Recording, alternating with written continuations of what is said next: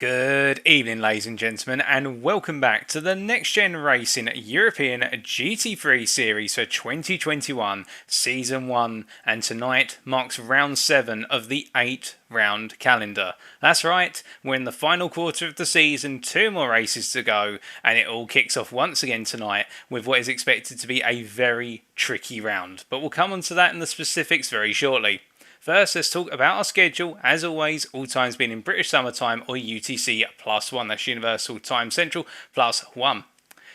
25 past the hour, so at 25 past 7 this evening, we'll be conducting the driver's briefing, after which qualifying will commence at half past the hour. And then there'll be a 15-minute qualifying session to determine who will be on pole position for the 75-minute feature race. That'll be starting, of course, at 7:45 this evening, and then once the race is concluded, we'll be bringing you the post-race podium interviews with our top 3 finishers, telling you exactly who has won and also getting their thoughts on what the race was like and indeed what they're expecting to happen going into the grand finale in a week's time. But before we can get to the grand finale, of course, we must finish the penultimate round, and there's plenty of racing action ahead. All of that will be brought to you by the commentary team, of course, of myself. So my name is Paul Walsh, also known as TX141 or Britain a Spit, depending on what media you follow me on. And, well, in terms of the broadcast tonight, it will be brought to you via 3 different platforms. It will be brought to you via the NXTGEN Racing official YouTube channel. So that's NXTGEN Racing on YouTube. Alternatively, the NXTGEN Racing Facebook page. That's NXTGEN Racing as a Facebook group. Or on my own personal Twitch channel. That's TX141 at Twitch TV. But before we go anywhere else, we may as well take a step back and talk a little bit about our partners without whom this would not be possible. Of course, this series being brought to you in collaboration with the SimGrid and also Coach Dave Academy.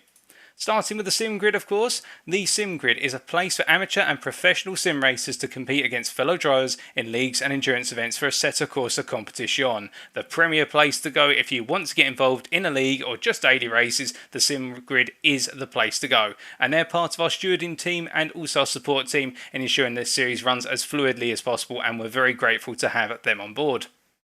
As for Coach Dave Academy, they are the home of amateur and professional sim racers looking to up their game through coaching, setups and track maps. So if you're looking to find the extra tenth for a second or that extra second around the circuit, be sure to check out Coach Dave Academy. Brilliant advice located there, and I'm sure many of our drivers participating tonight also refer to Coach Dave Academy for additional tips and tricks and how to get the most out of their racing machine's performance.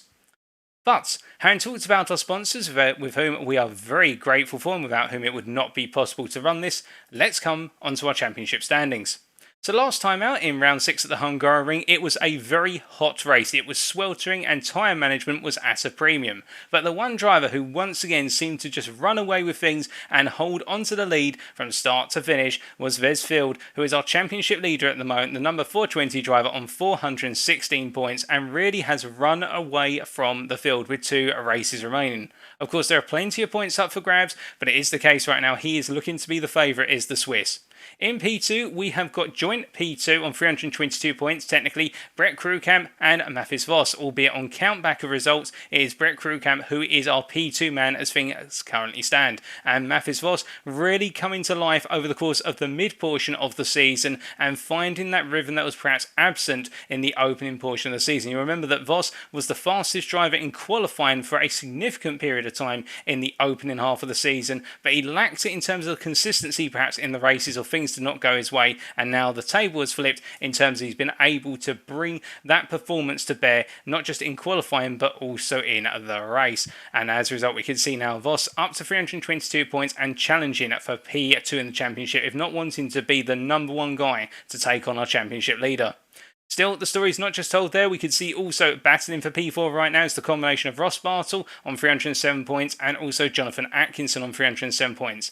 Now, unfortunately, I must tell you that Atkinson will not be participating tonight due to a clash of personal circumstances, but we wish Atkinson well, and it does give Bartle a great opportunity to try and extend his lead over Atkinson, and also the opportunity for Ben Walker, Marvin Lafloic and Kevin Harikonen to be able to jump up the order a little bit further and get ahead of Atkinson going into the grand final. Every point matters at this point, and you can see our top 10 here really battling for those positions inside the top 10 and all wanting to finish in the top 5, if not in the top 3, if not be the overall championship winner. And Ethan Faulkner there in particular, knowing he's got a lot to still do in that P10 position on 252 points, and will be looking to gain some valuable points today. We take a look further down the order, of course, and we can see from 11th to 20th at the moment, Chris Zoiger in that P11 position on 247 points, nipping at the heels of the top 10 and chasing after him. The Swiss has really come alive in the last couple of rounds as well, and really found that form alongside his CHF Motorsport racing driver of Vesfield. Of course, the two of them being teammates, but they race as independents for the purposes of this series. But Zoiger really starting to come alive as well with two very strong finishes, and we look forward to seeing what he can bring to the table today. We go a bit further down, and unfortunately we do have to say goodbye to NXTGEN there in P15 on 193 points, retiring from the series with the 2 rounds remaining. Wasn't able to take part in the last 2 rounds, so we'll be missing the Mercedes driver out there. But this does present a great opportunity, of course, for the likes of Adrian Leusinger in the BMW M6 on 192 points to get up into that top 15, and the same as well for, say, Helder Moreira and Ingo Herman, who all the way down in P20 right now on 170 points, would love that opportunity to get some more points and get themselves well embedded into that top 20.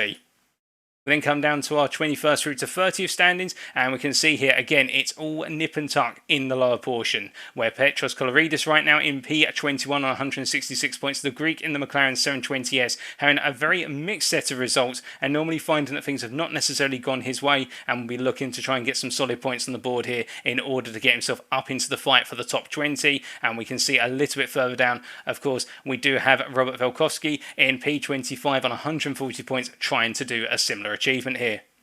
Unfortunately, again, I should point out that while she did return last week, Mia Svensson in P26 there with the Ferrari 488 GT3 Evo on 134 points, returned at the Hungary but will not be participating tonight due to a clash of personal circumstances, and so we won't be seeing the American lady take to the circuit once again and see what she can do in the Ferrari. And there was a lot of expectation, but that's a bit unfortunate, and we've got Mustakis down there. Bill Mustakis in P at 29 on 115 points in that Bentley, continuing to soldier on in the number 111 car. We now come down to 31st through to 40th, and this is where we start to come into some drivers who have retired from the series prematurely, and that is due to a clash of personal circumstances. But we can again see some drivers still well within this, such as Preston Lambert there, the American in P32 on 104 points. A great opportunity for Preston today to get some solid points on the board and get himself up into the top 30 and try to push onwards, of course, to try and get into the top 20 come the grand final. And we see a little bit further down there, we've also got Tim Williams in P40 in the McLaren 720S on 67 points. Hasn't been at too many races, has Williams, but we look forward to seeing if he's out on circuit tonight.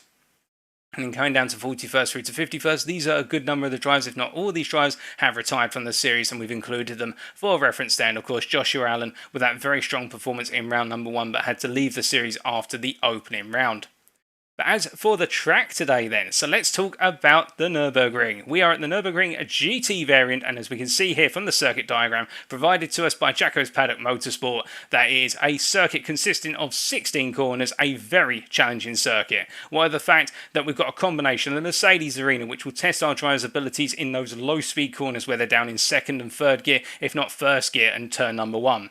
Then we've got those medium speed sweeper corners to turn 6 and turn 7 before the Dunlop Carer of turn 8. A rather tricky hairpin corner before we've got the long run through the Schumacher S of turns 9 and 10 up to turn 11 at the Kumho curve, and then the bit curve at turn 12, and then the long run down all the way to the Wiedel chicane at turn 14 and 15 before Coca-Cola curve brings us around to the end of the lap here. And with that fast chicane towards the end, it's going to be a challenge for our drivers. Great overtaking opportunities, of course, into turn 1, also into turn 8, and in the run down towards turn 14, and we can expect some dramatics and theatrics from our drivers. Now, so the rules today, standard rules apply, a mandatory pit stop which splits the race in two. Our drivers will be required to conduct a tyre change and also put at least 1 litre of fuel in the car within a 10-minute pit window, which splits the race in two. And as we have seen time and time again, some drivers going into the pits early, some going longer, and that's the idea. By going early, they're going for the undercut, whereas if they're staying out for longer on that opening stint, they're trying to overcut or simply extend the stint to give themselves a much more aggressive stint in the second half of the race, or alternatively avoid falling into traffic, which may compromise those drivers trying to undercut them. Now, we will in approximately 10 minutes be bringing you the driver briefing, but in the interim period, whilst we are waiting to do so, let's head down to the circuit. And as we can see here, the reason why it's a tricky one today is because it is raining at the Nürburgring in Germany, of course, and we can see that it's going to be a challenging one for our drivers because of the heavy weather coming in. And indeed, a lot of them were commenting to me down in the paddock, and I was overhearing it in the garages that they were expecting this one to be a real mind bender compared to the previous races where we've seen increasing temperatures at Misano and then subsequently at the Hungary in rounds 5 and 6, but now the rain has come in. We've got a reasonable track temperature of 19 degrees centigrade and an ambient temperature of 15 degrees centigrade, but it is rain all the way through here. Not as heavy as what we saw all the way back at Zandvoort in round number 2, but you can imagine that this rain is going to prove difficult for a good number of drivers here, and it's going to be about driving on the limit. As we can see, Ross Bartle right now, the South African driver, making his way around the circuit down into turn number 7 here, and the number 19 driver having a difficult time last time out at the Hungary and will be looking to bounce back tonight. Indeed, a lot of the favourites, particularly the Bentley drivers, really had a difficult race at the Hungarian circuit, and coming to Germany today, it's going to be the case they'll be looking to do everything they can in order to try and get a better result at the Nürburgring region circuit. As we can see, he makes his way out to turn 8 right now and into the Schumacher S for another time in this final practice session, with all of our drivers, of course, only having a couple more minutes before they're due to come into the pits for the pre-race drivers briefing, which will be brought to you tonight by Kevin Smith, of course, and we look forward to hearing his lovely vocal tones as he tells our drivers what the rules are and if there's any special rules in place tonight or any special circumstances for stewarding with regards to the fact it is a wet race. As we did remember back at Zandvoort in round number 2, have an emphasis on the penalties being very strict because of the tricky circumstances, and our drivers were encouraged to take it easy, not to push too hard at all. Will it be the same thing today? Of course, that'll be the question, as we currently do have approximately 22 drivers down in the pits. We are waiting for some more drivers to arrive. We're expecting up to 30 drivers tonight. We have had a couple have to pull out at last possible moment, but we are expecting up to a 30 car grid here, and it will be great to see as we take a little bit of a further look round, and we can see Ugo Gianpietro here, the Frenchman, the number 23 driver, making his way around the circuit. That there being through turn number 10, and as he makes his way through 11 right now. So that was turn number 11 as he goes through 12 and down into 13. Gianpietro, as we should say his name fully and not abridge it or abbreviate it. You can see Ugo doing everything he can right now to get that practice time in. And I had the chance to catch up with the Frenchman going into tonight's round, and what he was saying to me with regards to his expectations for tonight is that it's going to be one of those races where he's had a difficult start in the championship, and since Misano he started to get back into the fight. He's looking to carry that momentum forward tonight at the Nürburgring. As we can see, it's a pretty good expectation from Gianpietro with the fact that he loves the track and he feels that the Porsche is very in its place around the circuit and it's going to work well, and despite the rain, the Porsche should be a comfortable car to drive, or at least for him. So he's feeling confident here, and we're expecting great things from him as he makes his way around the circuit right now. His main goal, his first goal tonight, will be to simply take his pace and keep it consistent, and keeping it consistent in the rain is very important, and he's going to try and avoid the crashes where possible or being involved in the incidents, but he's confident about this one, and we can expect some good performances from Gianpietro tonight as he makes his way right now down into turn 6 once again.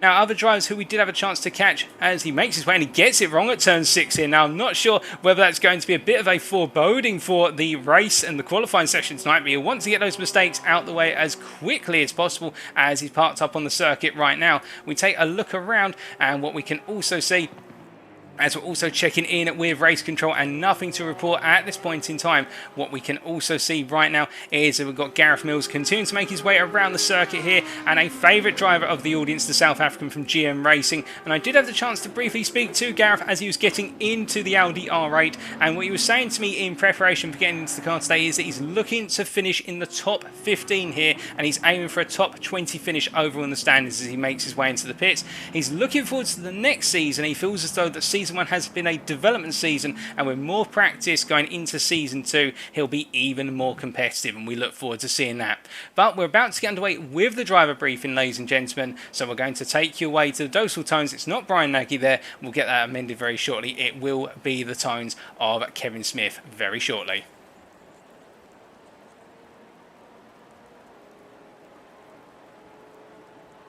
As we'll be just waiting for Kevin to come into the the driver's briefing room, which of course you cannot see because this is being done over Discord, but I'll read out to you any questions that do come up from our drivers to let you know what our drivers are saying and whether they've had any last minute requests or clarifications.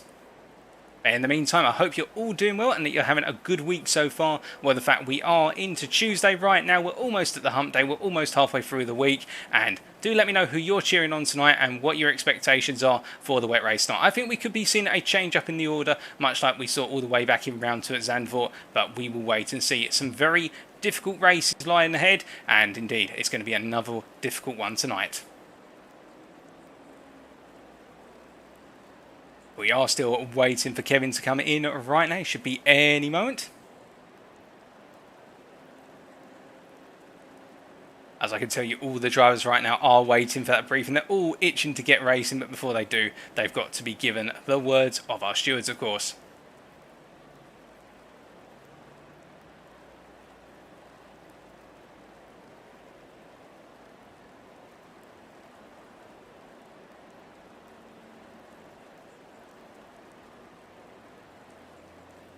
Here we go then, ladies and gentlemen. Kevin has just joined, and as a result, I think we'll be hearing him very shortly.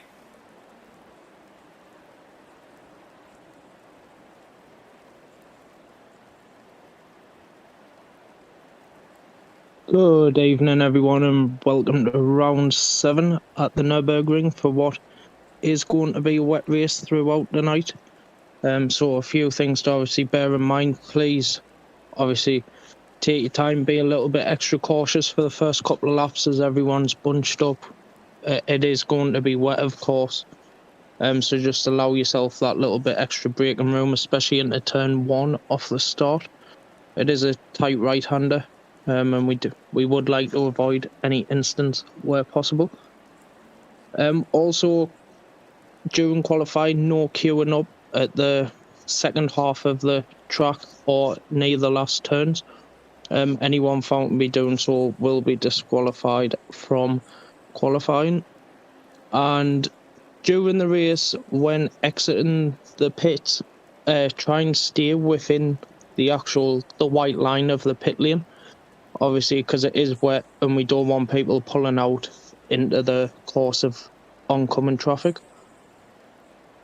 And just keep that in mind that it is wet. I'm sure you have all had some practice and know it's a little bit slippy out there. So if anyone has any questions for tonight's race, please put them in the chat.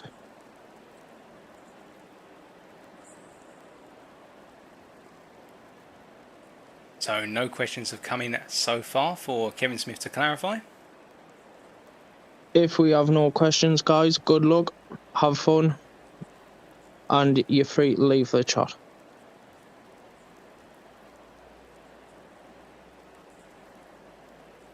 So all of our drivers being released back to their cars. So as a result, that was the driver's briefing being brought to you by Kevin Smith there, one of the senior administrators and organisers for the NXTGEN Racing Assetto Corsa Competizione GT3 European Series.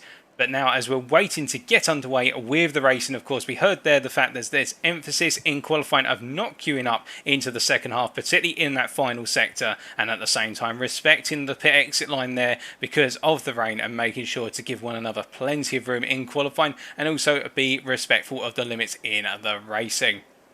And that's something which I think all of our drivers will try to do as possible, but we are now waiting for that qualifying session to kick off, and we can see that in this final practice session, the form from last week has continued with Vesfield taking the fastest lap in the final practice session at 2:03.984. I suspect the laps are going to be faster in the qualifying session itself, but he's definitely trying to push to get that emphasis on he wants everything now. He wants the wins, he wants the pole positions, and if Field can continue this form, I do think the number 420 driver can have it all but wrapped up come the end of tonight. It'd be an outside chance for anybody to come back at him, but we do look around right now and we can see we've got Zoiga there who has managed to set what is a 2:04.593 GT3 in this practice session. So there are some sizable gaps between our drivers. We do only currently have 23 drivers at the circuit, so we might have a little bit of a sparse field tonight compared to what we're typically seeing in the races. We have had fields upwards of 30. This might be a little bit of a quieter one, but I'm sure with a lower number of drivers here, we can still expect some fantastic racing action,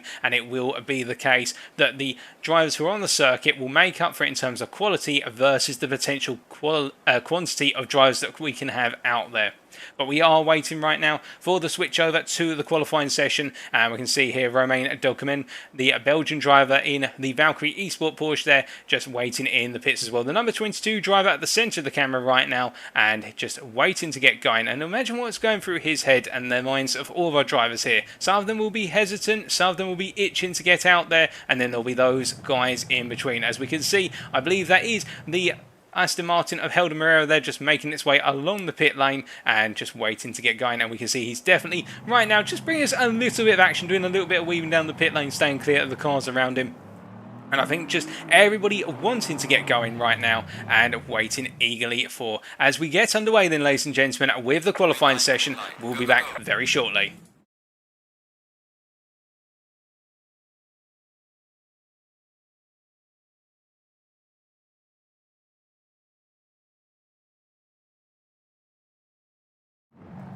So as we return to the live pictures here, it's now qualifying. So we've got 15 minutes and all of our drivers will be looking to get themselves as far up the order as possible. And with it being a rundown towards turn 1, it is going to be a challenging one, as already Gareth Mills has picked up a disqualification in qualifying, and that's before he's even got out of the pit lane. And I'm just going to check in with race control with regards to why that is, but I haven't got anything in the notes so far, so I'm not sure whether that's a minor glitch or something's gone horribly wrong. But we can see right now everybody making their way out onto circuit, as we have got Chris Zoiger here making his way through turns 6 and 7 in the Porsche number 25 Porsche, flowing through right now from that left into right combination. Reversed, of course, based on our camera angle, we're looking at the driver coming our way rather than looking from behind the driver.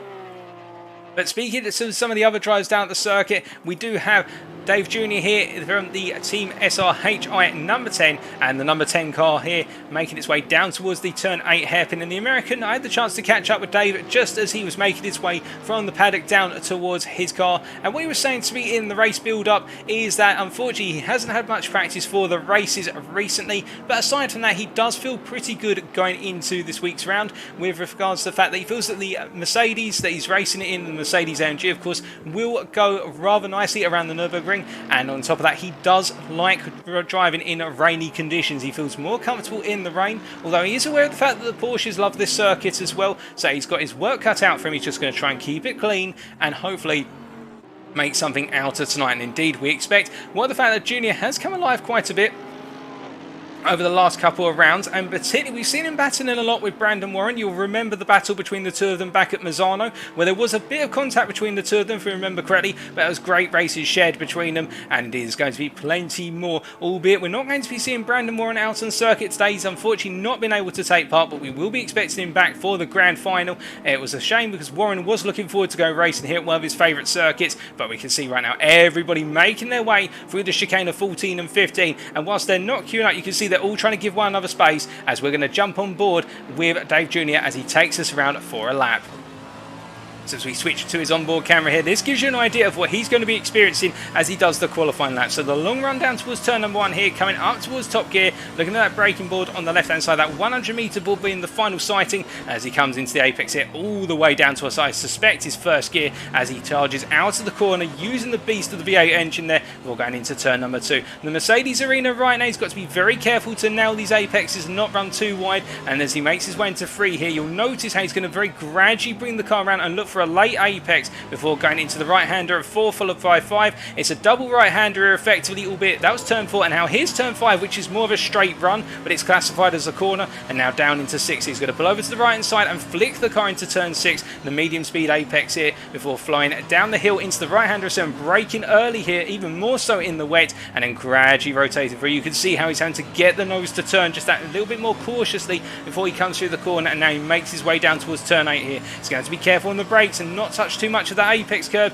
as he comes through here, because otherwise it may cause the car to aquaplane, as he does get it very wrong on the brakes there and just about catches the car and turns it into 2 apexes, which is a racing line there through turn number 8. And now he goes through the Schumacher S's here, full charge, full bravery as he comes through, but you can see the car understeering a little bit in these wet conditions as he makes his way up towards turn number 10. Looking for that braking point here. It's going to be on the right side of that 100 meter board. He brakes at about 115 meters and gets it very nice on the apex before flying out into the right hander here of turn number 12. And as he comes through once again, you can see as he makes his way out of the corner, it's the long run now down towards turn number 14, but before he does, he's got the right hand kink here of 13, which will be full attack in the wet. And as he comes all the way down, he's going into the GT chicane, of course, the medium speed chicane here, as he goes into Vidal at turn number 14, using that 50 meter board as a reference, coming down the gears, just coasting it through, and then getting back on the power through 15 before braking for the final corner of the Coca-Cola curve here. And as he makes his way through a little bit off the apex here, but a good lap all the same. And as he comes across the timeline here, what's it going to be from Dave Jr.? He crosses that line,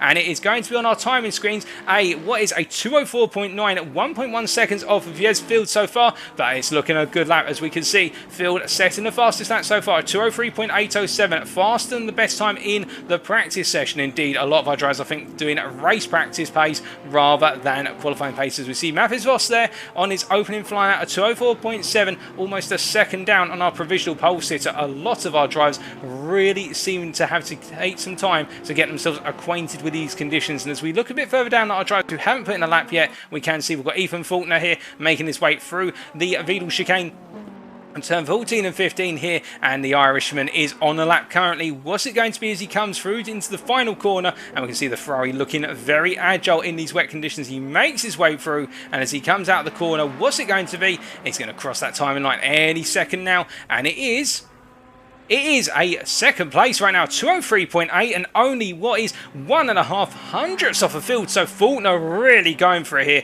And indeed, I think the Irishman knows he needs a good result in order to get himself well into that top 10. He's up there at the moment, but he's just clinging onto the top 10, and he needs a big result tonight, does the distinct GG driver, as he makes his way through the Mercedes arena once more.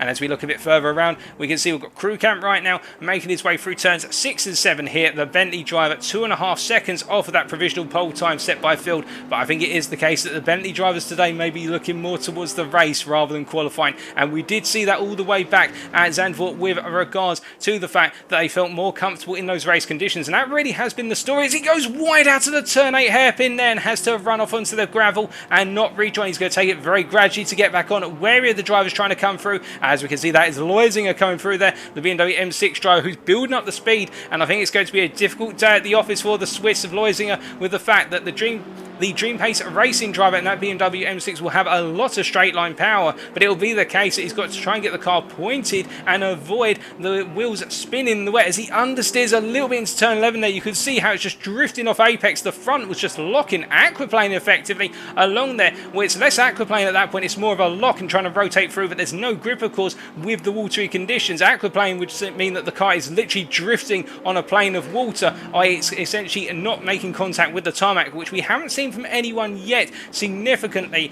but it is the case right now. Loisinger will be vulnerable to that with the amount of speed and power that he's going to try and deploy in that M6 as he makes his way through 14 and 15 and heads into 16 right now. What can the Swiss do to improve in the M6 if it is going to be an improvement? As he comes through the right-hander here, and we say hello to Shadowstalker DBS in the Twitch chat. Loisinger crosses the line and does improve to a 2:05.4, putting in provisional P14. Now, coming back to drivers we had the chance to catch up with going into the racing tonight, it's the case that we did have a chance to catch up with Kevin Harrakonen, who's currently P7 provisionally on that 2:04.7, the Frenchman in the 723 car, and he was feeling quite buoyant. As we can see, we've also managed to fix the livery on his car this time around. Not sure what the technical issue was last time out at the Hungaroring, but still we can see the ITR driver, the Intruder Racing Team driver, making his way through turn 12 right now. And what he was saying going in tonight is that he's been looking forward to the next 2 races, starting off with the Nürburgring, and he's looking for 2 potential podium finishes here, perhaps even a win. He feels that his Ferrari 488 deserves a podium finish at least, and he's looking for it from tonight onwards. He also wanted to give a huge shout out to his dad Eric, who's been tuning in on a weekly basis. His dad's very proud of his son's performance, I'm sure, and it's good to hear that father is watching son, and indeed father taking a lot of pride in his son's efforts, and at the same time Kevin proud of what he's done so far, and I think he's going to continue on racing with the Harikonen name and doing everything he can to make the family proud. So shout out to his father Eric, who's tuning in tonight from home. And now as Harikonen makes his way down into turn number 1, again not improving on that lap, continuing to try and find improvements. In fact, he did improve on that, and my apologies, a minor improvement to a 204.020, so that's moved him up to provisional P4, as we see our time screen has been updated here, and it is the case right now that everybody trading lap times as Junior, Dave Jr., and you could tell that the American is feeling very comfortable in these wet conditions. He's still right up there, provisional P3 right now in a 204.002, and I do think the Mercedes driver here could be onto something, as right now he's really shaking up the field. We've typically seen Junior down in the lower portion of the top 10, if not just outside of the top 20, but also the lower portion of the top 20, I should say, or just outside of it. But now today, well inside the top 10, well inside the top 5 right now, and this is looking a very strong comeback performance from the Mercedes drivers. He makes his way out turns 4 and 5 out in the Mercedes arena and down towards turn number 6. We look further around right now, and I can tell you that we do have Tony Hill making his way in the Ferrari all the way around the circuit, and he's starting off, of course, with what is turn number 3. He's going through the Mercedes arena right now. And the ULAGS driver, who's been down towards the rear of the field for a good number of races, but he's still had very strong racing spirit throughout and really been looking to put in those solid performances. And we look forward to seeing what he can do here tonight, of course. And it's all starting off in qualifying as he makes his way through 6 and 7 right now. 3.7 seconds down on our provisional pole time. That 203.033. Field is going faster and faster with each and every lap, I should point out. But it is the case right now that Hill, I think he's out here for the experience and also just to try and get some points on the board there as he makes his way down towards turn number 8. Down into the hairpin corner once again. And I can tell you, whilst this has been happening, Ross Bartle has improved to a 203.990. The South African driver, one of the 2 Grumpy Monkeys out on circuit. Of course, his fellow colleague Brett Crewcamp, his teammate from the Grumpy Monkey machines, all the way down in P11 right now. But focusing on Bartle, looking to get some solid points on the board, because of course, remember, Bartle in that battle with Atkinson, and Crewcamp as well, close that battle with Atkinson. And we can see that Bartle right now letting some drivers through here, but definitely getting the pace on in this qualifying session. He's only 12 thousandths ahead of Dave Jr. in that P4 position is Bartle. As we can see, Faulkner right now is on an outlap here, and the Irishman 8/10 of that provisional pole right now, and Chris Zoiger, who's got up to P2 with 4 minutes of this qualifying session to go, and everybody trading those lap times. As we say hello to CP Racing Drivers Room there in the Twitch chat. It's good to have you with us. It's hard to duck away. Oh, there. Oh, God, it's wet. Indeed, it's going to be tricky for our drivers, of course, to let one another through when they're not on a pacer lap. And you can see Zoiger in particular right now doing everything he can as he makes his way through turn number 7 in the number 25 car. I think what he's trying to do here is lock out the front row alongside his CHF Motorsport teammate Field. And the idea, of course, for these two is that if they can lock out that front row, they can have a little bit of racing into the opening corners. But after that, then they can start to look at potentially backing things off and just focusing on driving consistently and making it to the end, as we see Zoiger here making his way through the Schumacher S once again and doing everything he needs to right now as he comes up and heads towards turn number 10.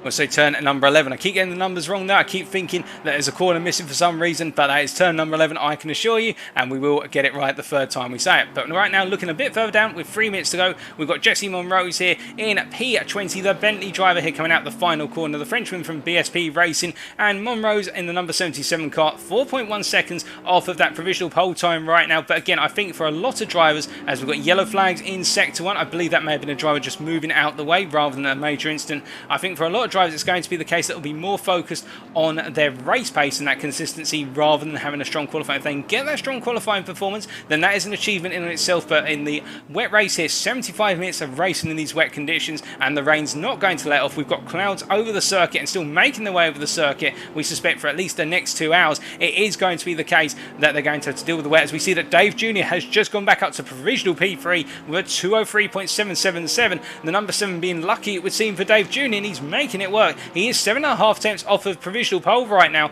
but Junior definitely fighting back here as we see that Ben Walker as well, a very fast driver here, the distinct GG driver from the United Kingdom in the McLaren 720S GT3, making his way through the arena. Through turn 3 he goes, and indeed it is the case as well that for Walker doing everything he can in order to stay on those front 3 rows. We haven't seen too much of Walker, and he's really surged up now, but I think it's the case that with him being at 9 tenths off of that provisional pole, he'd love a shot of getting onto that second row, but he's got to just simply nail the qualifying session. As we take a look back in with race control right now to see if we've had any clarification with regards to Gareth Mills. We haven't, so I think he's being disqualified, perhaps for not getting into his car in time, but in terms of the qualifying session here, but I'm not sure what's happened there. But what I can tell you right now, with only 1.5 minutes remaining, or a bit less than that, it is Fields right now to take that potential pole position, as we see Gianpietro improving there to what is a 203.858. The Frenchman really coming alive, and as he makes his way out of turn 1, it is the case right now, doing everything he can in order to find that lap time out on the circuit as he makes his way through the arena. This is going to be his final flying lap, of course, and the Porsche driver will do everything he can to try and as we see Dave Jr. is into the pits. That's the end of his qualifying session, so it's going to be P5 or lower for the American, but Gianpietro stays out right now and is on his final flying lap. And we jump on board, of course, as he makes his way down towards turn number 6 and then 7. We'll be catching him as he makes his way through 6 and heads into 7 here, and you can see the differences, and we'll see here where the engine being mounted in the rear of the Porsche will give it that better rotation through the corners, but of course there is that gamble of it being a less stable rear by comparison with the Mercedes we saw earlier of Dave Jr., where front engine rear wheel drive means that you've got more of the weight towards the front of the car, so it's more likely to understeer in these wet conditions, but you get that greater stability typically as you're coming out of the course, because the rear's not trying to squirm or settle down as much. Well, the fact that you've got the power going through the rear wheels, but also the weights at the front, so you're essentially trying to push a massive block at the front along, rather than when all the weight's towards the rear, it's all swinging around like a pendulum. And we can see here that Gianpietro making his way through turn number 11 right now, as we're coming to the end of that qualifying session, as he goes into 12 here. It's a very nice flying line, very nice and tight on the apex here, as we see that Zoiga has improved, but he's still 4.5 tenths off of field, and Gianpietro coming down right now to turn number 13, and he'll be heading up into the Vidal chicane of 14 and 15, and it's going to be full attack here. When's he got up for that braking? Where is it, the 50-meter board? It's after the 50-meter board, and he attacks the apex of 14 very aggressively, and you can see the rear sliding there. It's almost as if he's drifting through the corners. Field improves to a 202.9, raising the bar for that provisional pole position. What has Gianpietro done? As we can see, he's a second off right now, but as he comes across the timing line here, is this going to be an improvement? He moves up to P4. It's an improvement to a 203.705, but what about elsewhere on the circuit? We can see Zoiga making his way right now through the Schumacher S here. What about Ross Bartel? Bartel's following through the turn 14-15 combination. Into the pits comes Bartel, so I think Bartel as a result can only look at P3 or higher, as we can see that Gianpietro making his way round right now, but then we have got Richard Jep who's coming into the pits as well. So Jep not improving, but he's in P5. We haven't seen too much of him, but he has got himself into that P5 position currently. And what about, well, we see it just change, and there's Romain Delcom, and it's the Belgian who goes up to provisional P4 with 203.645. That's a phenomenal lap. What does Zoiga do here? Well, he's still on the lap, and a lot of drivers into the pits. So I think apart from Zoiga, there may be 1 or 2 more drivers out there. As we can see, that's Ben Walker behind. Zoiga coming into the final corner, and what's this going to be? Will the Porsche driver be able to improve, or will it be the case he just locks out the front row for CHF Motorsport alongside Field? He crosses that timing line, and what's it going to be? It is an improvement, and it does get him a little bit closer, but it's not enough to take pole, and that is qualifying complete, ladies and gentlemen. So as a result, pole position has gone to Vesfield with a 202.925 as we now get ready to go racing.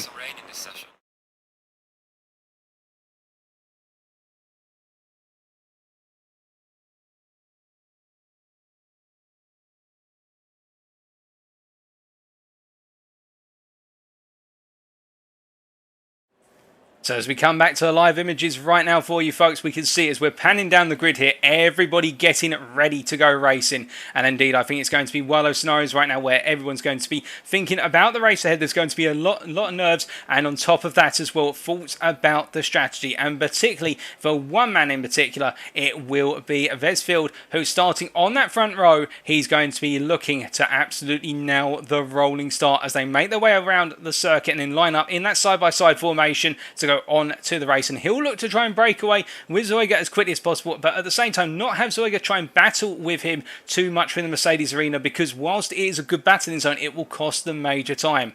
Behind, however, for Ross Bartle right now, as we go into the cockpit here, you can imagine that the South African driver will be looking at this as a brilliant opportunity to have a shot at a podium, if not the win, if he can nail the opening laps and keep it consistent throughout. Starting in P3, practically matching his best, if not it is his best, qualifying performance of the season. And indeed, Bartle will be looking to absolutely nail the start here. It is critical for him to get those good points. And as we look a little bit further back right now, I can tell you that his colleague Brett Crewcamp qualified P13, so it's going to be one Grumpy Monkey in the top 10 and one just outside the top 10. But as we look a bit further down, we can see that Richard Jepp was able to get himself into P8, all things said and done. The British driver in the number 65 Mercedes AMG. And what can he do from back here? I do think that Jepp is going to be one of those unknowns. We've seen a lot from Jepp over the first 6 rounds of the season, where he's been a very consistent driver. He's not necessarily been the fastest, but he is consistent, and the Harbin Racing driver will look to do everything he can in order to stay within that top 10. But the one driver who's a little bit of a shock, I must say to you right now, is Kevin Harikonen here, who's qualified in P11, and the Ferrari driver will be thinking to himself, qualifying hasn't worked, how do I turn this around in the race? And I think for Harikonen, he's got to be very careful in regards to the opening laps, because incidents can occur. We've seen it in all 6 races so far, that there have been major incidents on the open laps, some much more significant than others, sometimes only involving a couple of drivers, and it's about trying to stay clear and maybe the opportunity to gain a load of places. As we look back to the exterior cameras right now, and we can see looking down towards the rear of our pack there, I can tell you that Gareth Mills, who is starting right at the back, he was disqualified from qualifying due to a carryover of penalties from previous races, so he picked up a qualifying penalty. But again, for the GM Racing driver, it's perhaps not a bad thing starting right at the back as he finishes putting his setup in. Now, why do I say that? Well, because whilst he's at the back, we know that Gareth does not necessarily have the best pace compared to our front runners. He's normally battling for that potential chance of a top 20 finish, and he was saying today he was looking for a top 15 finish, but by starting at the back, it means he's out of the way of the battling into the opening run of the Mercedes arena. And what that means for him is, as drivers battle and squabble, he can have opportunities to perhaps snatch 1 or 2 positions where drivers go wide, they break too deep, or they're battling so much they end up taking one another off the circuit. And that's what's going to be going through his mind. I think for Mills, this is a brilliant opportunity for him to gain some good places on those opening laps. He's got to think about it, of course. He's got to be tactical here. And as we look a little bit further up, we can see Tony Hill there in the green and black Ferrari, or the green and grey Ferrari, we should say. The ULAGS driver in P20 will be looking to the same thing. It's a good opportunity for these guys to try and cut through the field, as we've got Jason Wilcox alongside him there in P19, the Porsche driver. What can he do in that number 72 car? It's going to be a good opportunity for these drivers to get those solid points on the board as we look up to P12 as well. Robert Velkovsky here, the German driver in the back 2 motion machine. He will be looking for a good start, and he'll love the opportunity to take on Harikonen, of course, the Frenchman alongside him. With the first time he's been right alongside the Intruder Racing Team driver, and he would love a shot at battling with him into the opening sequence of corners. But we look up the front once again, and it is the case right now that Ethan Faulkner starting in P5, and really the driver who's had a lot of bad luck with regards to how races have finished for him, and it will be his opportunity today. Can he get to the podium? That is the question which a lot of members down at the panel will be wondering, particularly the Distinct GG team would love to see him finish on the podium, and I think some of you guys and girls in the audience would as well, as he's waiting to go racing. He's just counting down the clock right now, 15 seconds before we get underway, and when we do get underway, it will be our front row, the 2 Porsches from CHF Motorsport, Vesfield and Chris Zoiga, who take us away, and behind them will be Ross Bartle and Romain Delcom, who are going to follow suit. And as we count down now, we will see very shortly everybody start to pull away, and Field takes us away.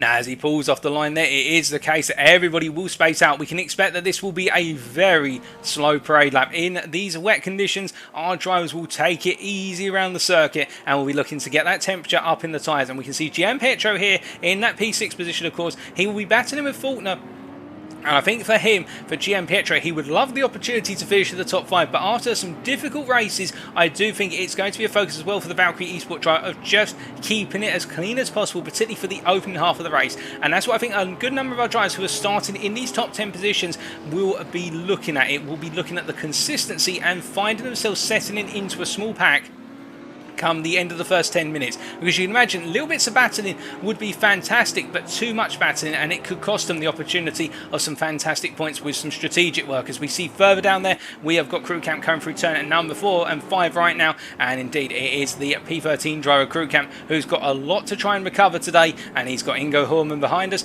and of course Hurman would love an opportunity to go racing with crew camp. It'd be the first time I think in a while that he's had the chance to battle with crew camp out on circuit based on qualifying position, and the German will rev when as he makes his way down towards turn number 7 right now. And then we have got Nicolas Tardioli, the Frenchman here from Valkyrie Sport in the Ferrari 488, of course, in P17, and looking for a good opportunity as well. Some great points on the board potentially for Tardioli. As we say, good evening to K-Teams in the Facebook chat there, and yes, it's in the rain and it should be fun. We are expecting some fantastic racing, albeit with 23 drivers, but as I say, what we lack in terms of quantity of drivers, we have got great quality drivers here, and we can expect some great quality racing ahead. And for those of you tuning in, if you are shy, don't be afraid, feel free to say hi if you've got the opportunity to do so, and let me know who you're cheering on. As we see Faulkner right now making his way through the Schumachers, and you can see how everybody is stacking up here, and Field and Zoiger really taking their time around the circuit. Field in particular really bunching the field up here, and I think it is the case right now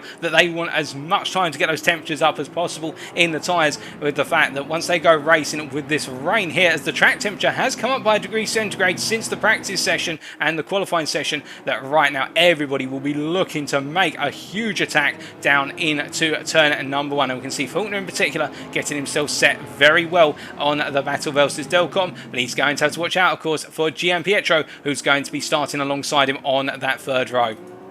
As we can see Field here just taking everybody through, making their way right now through turn number 13. Everything is closing up, and as they come through, and we can see now we've got Classic Car Crazy there on the YouTube channel supporting his friend Vez Field, who we're looking at right now, and we wait really as they come through the chicane for Vez to take us away and take us racing very soon. But as he does here, everybody bunching up together. We can see the drivers at the back. Jason Wilcox here in P19. Unfortunately, our drivers are allowed to go through one another in the parade lap here, the warm-up lap. But as they make their way down now, we look back to the front and we wait to go racing. The Swiss will take us away.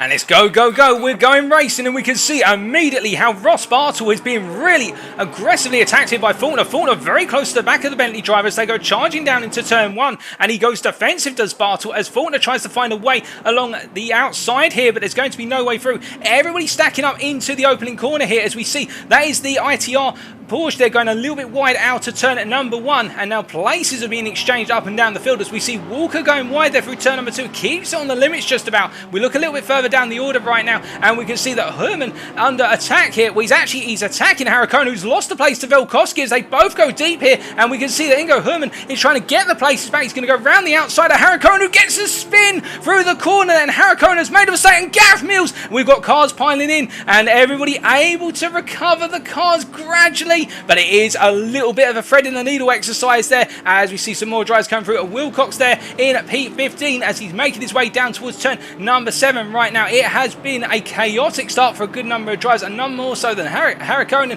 who's had a disastrous start as we look back up front very shortly. But right now, as all of our drivers are making their way down, and we can see our timing screen is being adjusted right now, we can see Wilcox battling on through turn number 8 here, chasing after Loisinger, and the number 72 driver staying clear of the trouble in the opening. And that's exactly what we said would happen. There would be some trouble at the start, but as we look up the front, we can see that it's Field and Zoiger, and in fact Zoiger has taken the lead off of Field through the Mercedes arena, and then later on that, so Field has made a slight mistake, someone would believe, or Zoiger has gone for a move. We did see that with what was happening at Mercedes arena, As they make their way out of turn number 12 and head down towards 13, you could also say how Romain Delcom has got away. He's got clear of Bartel, and as they charge up towards Vidal for the first time of asking, it's now Faulkner's opportunity to go on the offensive here versus the Bentley driver. Will he be able to do it? Not this time, but he's getting closer and closer. As we see a bit further back there, we've got Dave Jr. in P9. He is on the offensive versus Mathis Voss. Voss having a very difficult start to the race, indeed, a difficult qualifying session, and as they make their way around then for the first time, it is going to be to complete the opening lap. Chris Oyger leading by what is only the best part of a couple of tenths of a second versus Field, who's chased after him. Then in P3 it's Romain Delcom, behind him Ross Bartel and Faulkner. Faulkner there in P5 in the Ferrari, looking very aggressive up against the Bentley, and he looks at the move on the inside, and there's a little bit of contact there, a tiny bit of contact by looks of things, but nothing major there as the car's just scraped. But Faulkner definitely trying to send a message to Bartel: if you don't get a move on, I will, and I'll take the place off of you, and then some. As we see Jan Petro in P6, meanwhile Ben Walker in P7, a good start from Walker. Behind it's Voss in P8, a difficult one, and then Dave Jr. behind, followed by Richard Jepp. The two Mercedes drivers running in P9 and P10, the Harwin Racing driver completing our top 10. Then we've got Robert Velkowski here in P11, who's gained to a degree on the open lap, as has Ingo Herman, as he makes his way down towards turn number 6 for the second time of asking. He's gone a bit deep on the brakes though, and I think it is the case. He's feeling confident on those brakes because he went deep but caught the car very nicely, and trying to send a message to Velkowski. They're trying to go around the outside to the inside from 6 to 7, but it didn't quite work out, as now he's got to wait for another opportunity. We've got Tardioli down in P13, the Ferrari driver, and then it's Loiser in P14, and our top 15 being rounded off by Helder Moreira here, who we can see behind that Jesse Monrose is ahead of what is Brett Krugkamp for the time being, as I believe that Krugkamp just passed Wilcox through the Mercedes arena, and we can see here that Monrose, the BSP Racing driver, under a lot of pressure from Krugkamp as they come out of turn number 8. But it's back up front. We take a look right now, as we can see that at this point Faulkner really on a charge versus Bartel, but no way through as it currently stands through turn number 11 and 12. And you can see that Faulkner starting to get a little bit of a tank slap on the rear of the car there. The car just not settling enough as he comes out the corner. He's really pushing his Faulkner, and you can tell that when they have those little nose twitch movements in the rain, that shows you that the rear is not settling down, and as a result the car is started to just get that bit more twitchy. As further back we can see that Richard Jepp has started to fall off of the hunt of the rest of the top 10. He's in a bit of a lonely top 10 position right now. P10 is Richard Jepp, but the Harwin Racing driver perhaps just taking it easy on the pace right now, as we see behind him Velkowski and Herman getting closer to one another. But we look further down and we can see there's no major changes further down the order on this lap, as Monroe still in P16 ahead of Krugkamp, and that's Helder Moreira ahead in the Aston Martin, and behind them, well, Harrikonen has got it all to do. He's down in P20, having started in what was P12, and ahead of him right now we see Lefloic versus what is Wilcox, and Wilcox went wide there at the final corner, and as a result Lefloic has gained the position. The Valkyrie Esport driver started to gain back the places he's lost as well. The two of them, Lefloic and Harrikonen, both well out of position compared to qualifying, as they come down into turn 1 once again here, and we see, oh my goodness, is that Krugkamp's through, but that's Jesse Monrose who's gone off at turn number 1 there. I think he's just simply understeered off the circuit, and Monrose is down to P20 now as he makes his way back up through the Mercedes arena. But it is those cases, though, little mistakes. Oh, goodness me. And was that Harrikonen again making a major mistake there? That was. He has spun. He's stuck right now on turn number 3. I think he's waiting for drivers to come through. That was, by the looks of things, Hill coming through. And then he's got everybody coming through. So as a result, Harrikonen's race is going from bad to worse right now. And it's almost a nightmare as he rejoins down in P22. As we look back up to the front, and we can see Zoiga and Field pulling away in P1 and P2, respectively. They're both in your camera shot right now as they go through the Schumacher S for what is the third time of asking.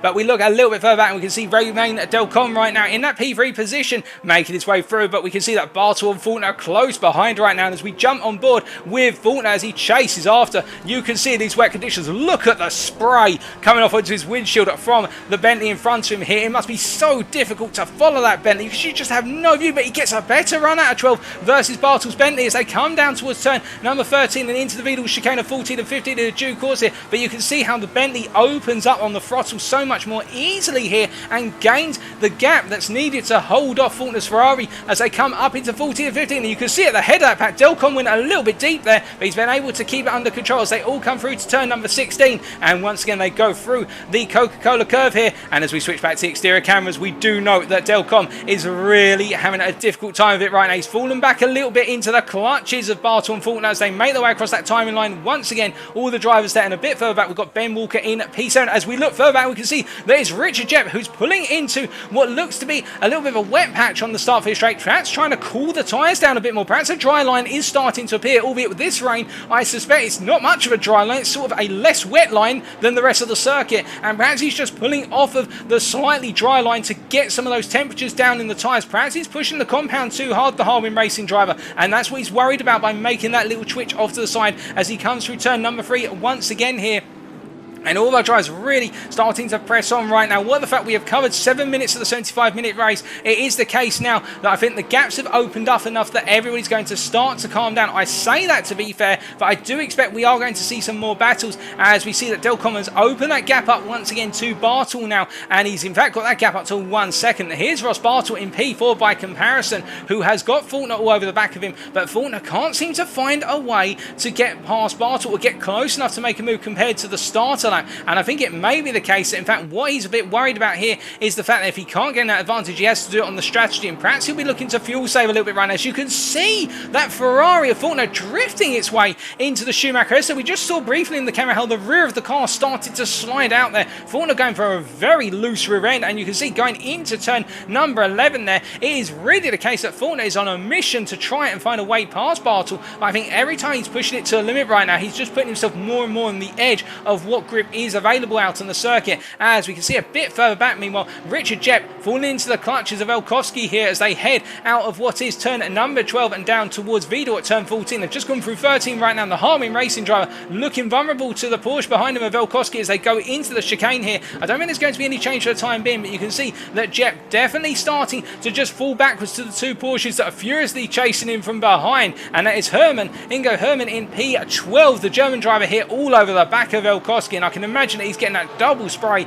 over the Porsche and the Mercedes in front of it, and that must be a horrible experience in itself as they make their way across that timing line once again to go on to lap number 5. They go charging down towards turn number 1, and you can see that Herman's starting to fall back a little bit, and perhaps he's doing a bit of fuel saving on the straight. Perhaps he feels that he's got the better potential through the corners here and he doesn't need to push too hard. Perhaps he's thinking about the long game already, or perhaps it's just the case that the way his car's set up, he hasn't got as much straight line speed, perhaps running a bit more downforce, and that costs him the speed. But we look a bit further down the order and we can see that Antonis Latsos here, the Greek driver from the Telepori racing team, in that Bentley, that rather fetching livery Bentley I should say, of the light blue and what appears to be the slightly light browny grey car. He's got Harikonen behind him, Kevin Harikonen, who's making a recovery drive right now, and then we've got Gareth Mills all the way down the back of the field who's just crossed the timeline to go on to lap number 5, but Latsos down in P21 here as we look back up front, and I can tell you that Zoyga in a very comfortable place right now, not under huge pressure. But meanwhile Faulkner, he is in P5, he's all over the Bartle still, as we can see there, he's looking closer and closer. Bartle goes a bit deep into the hairpin at turn 8. As they make their way out here, we can see for the first time that Faulkner is slightly alongside, but he has to back out into the Schumacher. It's only one way through there, and it's not side by side, I can tell you that much, as they make their way through the corner, and we can see how Faulkner's just looking to find a way through. I think he feels that he's got the pace to unleash it and take on Delcom, but we can see just how the fact that is the case that Bartle just has enough to answer for Faulkner's speed through the corners. It's Bartle who has the speed out of these medium speed corners and onto these longer straights, and again they're still in a sequence, but the difference is this time, look how close Faulkner is to the back, as we see Gian Pietro is under pressure from Walker behind in the battle for P6, but this is the battle for P4 you're watching right now, and it's just the case that Faulkner can't find a way through, but he's so close behind as they make their way into the final corner here, and I wonder how long it'll be as we ride on board. They come out the final corner, and this is how close it is. You can see how Faulkner is all over the back, but he loses the ability to stay right there because he had to lift off the throttle coming out of the corner. And a bit further back there, I think we do have a move going on versus Gian Pietro versus Walker there. One of them was driving off the line, but it does seem to be the case that there's no change. In fact, in the end, as we see that was Bartle going a bit defensive into turn 1 versus Faulkner here. And I think it is the case that Faulkner's going to try and look to send something soon. If he can't find a way through, he's going to have to send it because he is looking to be losing time here, staying behind Bartle. Bartle, to be fair, can drive as much as he wants, the way he wants right now. They are racing for position. Do keep that in mind, ladies and gentlemen. But it's definitely the case. I think think Faulkner, if he had clear air right now, could be charging around here and going much faster than the drivers around it. I mean, to give you an idea, the fastest lap so far in the race has been set by Field, and that was a 2:02.937, and that was a very strong lap. In fact, that's a qualifying lap from Field effectively, as we see Bartel still holding on, but going a bit deep through turn number 7 once again, and I think Faulkner's going to be there. He's right tucked in this time. Surely Faulkner's going to look for it into turn 8. If not, he'll be looking for it come the end of this lap, because he is that close, and into the braking zone they go, and Bartel in a very uncomfortable position here as they come through the hairpin, but Bartel does get the hairpin nailed here, and Faulkner falls back a little bit as they make their way out the corner one more time and head up the hill through the Schumacher S towards turn number 11 once again. We look a bit further down the order right now, and I can tell you that Richard Jepp has dropped down to P14. Now, I'm not sure what's happened to the Harwin Racing drive. We do hear there is a drive-through penalty for Jesse Monrose, and we're taking a look at race control as to why.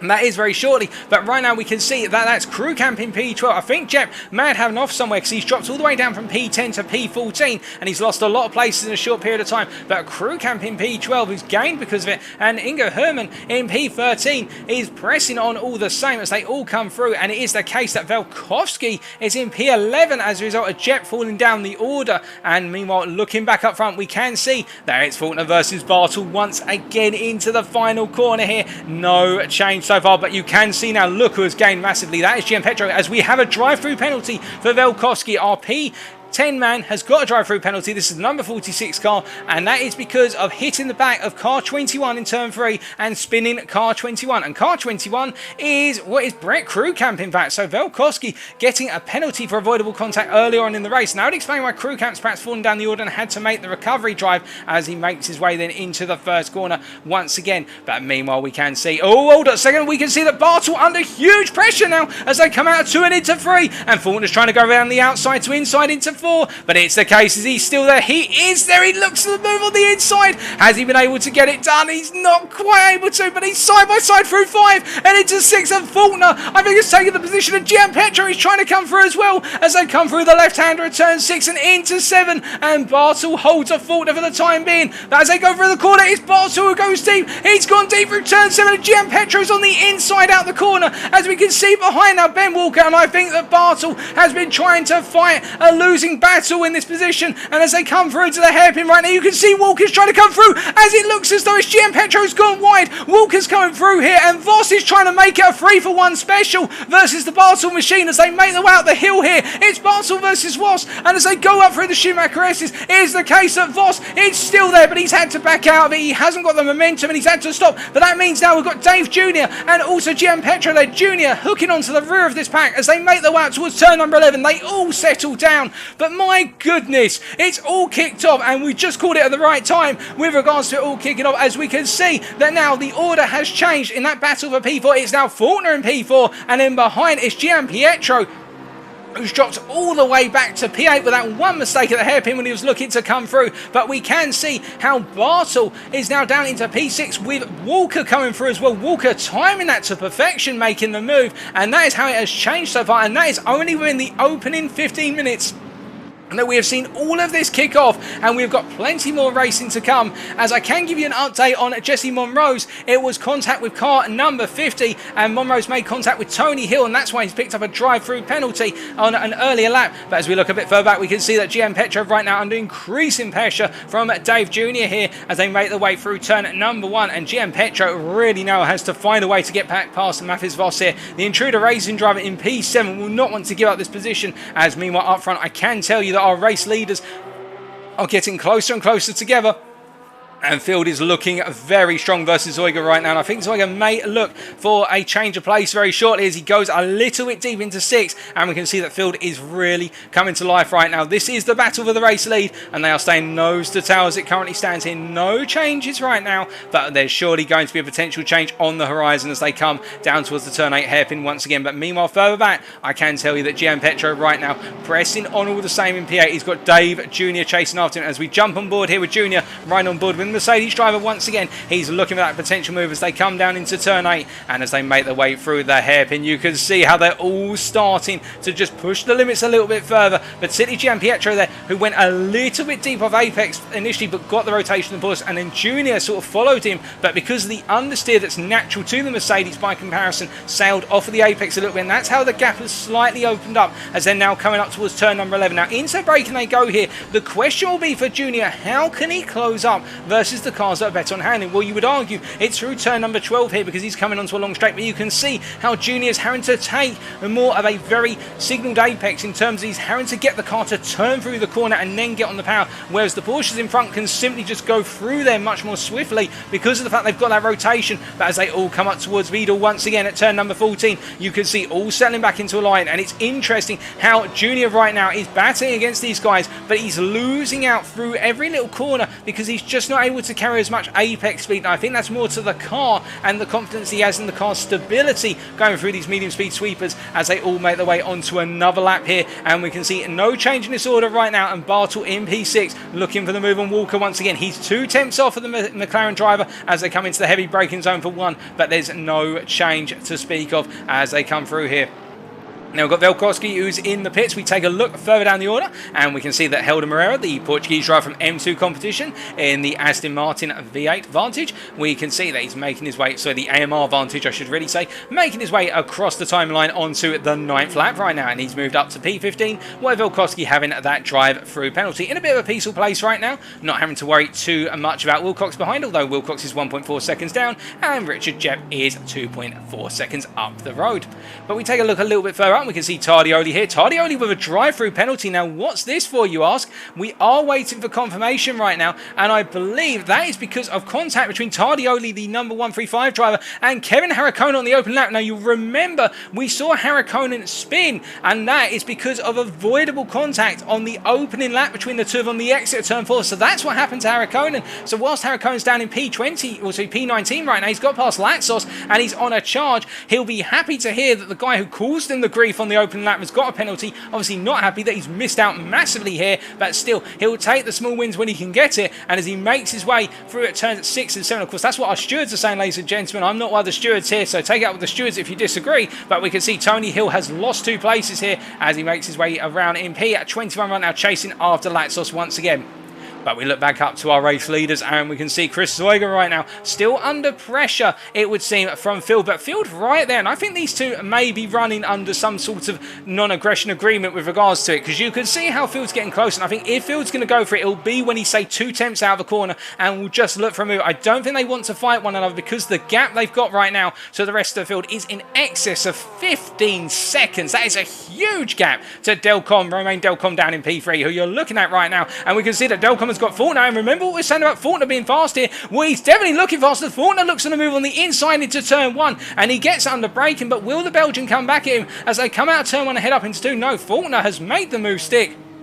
And that last lap from Faulkner, ladies and gentlemen, a 2:03.228. And looking at the fastest laps as well, Faulkner right now, who you're looking at on your screen, is the fastest man on circuit. The fastest lap of this race has been a 2:02.787. It's been set by this man only laps ago, and he is lapping very fast. He's matching the pace of leaders, and I think it will be the case that Faulkner has been looking to be unleashed, and we've unleashed the Irish Beast. Now, what can he do in order to chase down the leaders? They are a long way up the road as he makes his way through. In fact, they're not 15 seconds up the road. That seems to be a glitch on our timing screen from when they cross the start-finish line. Fielder and Zoiger are the best part of 7 seconds up the road, I should point out, as we see the two of them making their way through at turn number 8 there. So apologies for that small glitch on the time screen, but Zoiger and Field are only approximately 6.7 to 7 seconds up the road from the chasing pack. But now it is Faulkner's opportunity to chase them down, of course, as he makes his way around the circuit after them. Meanwhile, Ben Walker, he's in that P5 position. As we can see there, that is the case that we do seem to have Walker up into that P5 and then dropping it down the order. In fact, we've had, I think that's Ross Bartle who's made a mistake somewhere, because Bartle has dropped all the way down to P9. He was in amongst that pack, but now it's the case that Dave Jr. is gained. So we didn't catch it on camera, but there's definitely been a mistake or something from Bartle, who's lost out immensely as all of our drivers are coming through. And as we take a look down our timing sheets right now, I can tell you that Ingo Herrmann, with everything that's going on down on the drive-through penalties. He's up to P10, and Herman looking rather positive right now. Crew Camp still in P12 there. The Floik in P11 between them as they make their way through the corner here. But it's definitely the case that Herman moving into the top 10 right now and keeping a considerable pace together as they make their way down towards turns 13 and 14 and 15.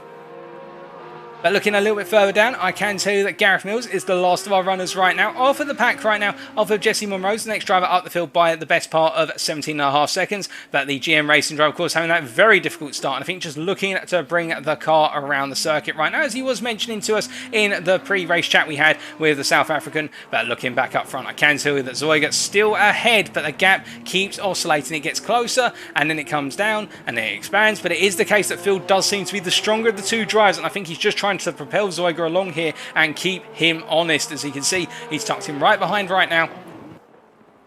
I can tell you that on that last lap, Faulkner a 2:03.228, whereas the guys ahead of him Field was a 2:03.093 and Zoiger a 2:03.216. So Faulkner not having a lap to match the leaders slightly on the previous one, but he definitely seems to be matching them for pace on this lap. As we can see, that gap is coming down, and I think it is the case that Faulkner really pushing on as he's dropped Delcom. He has dropped Delcom by the best part of 2.5 seconds in only 2 laps, and that shows you that the Irishman has got a lot of pace in that Ferrari, and he is looking to unleash it. But it is, of course, the big question right now. What can the other drivers do further behind us? We can see we've got Ben Walker there at the head of the pack, making the way out towards the Schumacher S's here with Delcom ahead of him, but he's chasing after Delcom, and he's got that gap of a second to close down, has the McLaren driver as he makes his way up into turn 11 once again here, and we can see that's Mathis Voss behind right now, and GM Pietro in P7, and Dave Jr. in P8, and then Bartel in P9 trying to catch back up after what we suspect was a mistake out on circuit, subject to any confirmation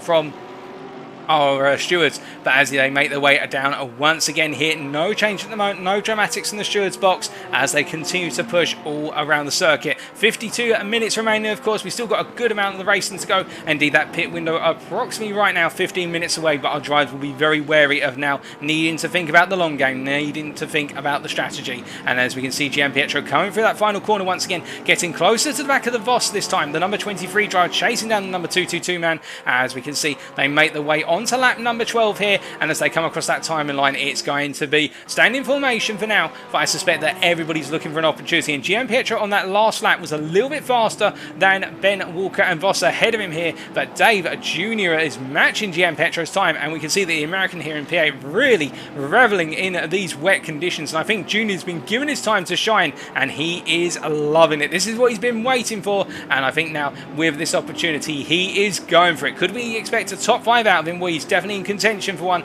as we speak of things at this moment in time. As we look a little bit further down the order, Richard Jep there, and we've got a bit of a battle kicking off here by the looks of things. Is that Loisinger batting with Velkoski and also Richard Jep? We can see that Jep has actually backed out of things. I think that Mercedes has got critical damage to the engine, because we can see that Loisinger has just gained the position and Richard Jep had to back out of it completely. And as they make their way through turn 2 here, we can see how Loisinger really having to battle the understeer in that BMW as they come into the corner here, and I think that's Velkoski who's going to have the move through on the inside into turn 3, and I do not think Loisinger could really do anything about it as the back to motion driver goes up into P15 here, and they make their way out the arena through turns 4 and 5, and you can see that BMW looks so chunky by comparison with the slim fit Porsche. But as they make their way down towards turn number 6 here, it is the case that right now the Loisinger is really uphill battle all the way through with regards to fighting the car through the circuit, and Richard Jep behind them, of course, in that P17 position, trying to do everything he can. But I think he's driving a wounded car, the Harwin Racing driver, because this is not looking a happy car, and also the fact that the hood or the bonnet is hanging upwards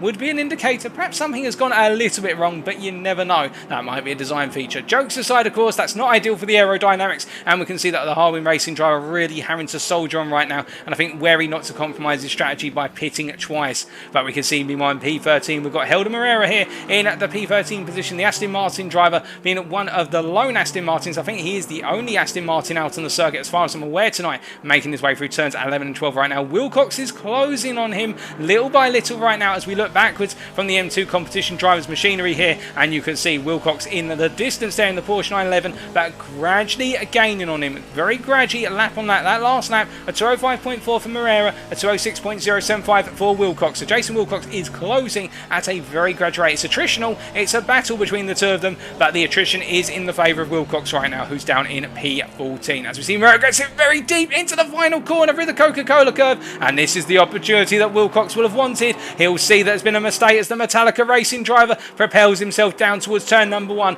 going up through the gears as rapidly as possible here and thinking, right, I need to keep Moreira under pressure, and if I can do that, then I can get that position. But they make their way into the break and only gained 4 tenths from all that, and now they go on to another lap here. That opportunity, as we see Richard Jepp is into the pits, so there was definitely damage to the car. It's a wounded car. He's going to have to make 2 stops at least in this race.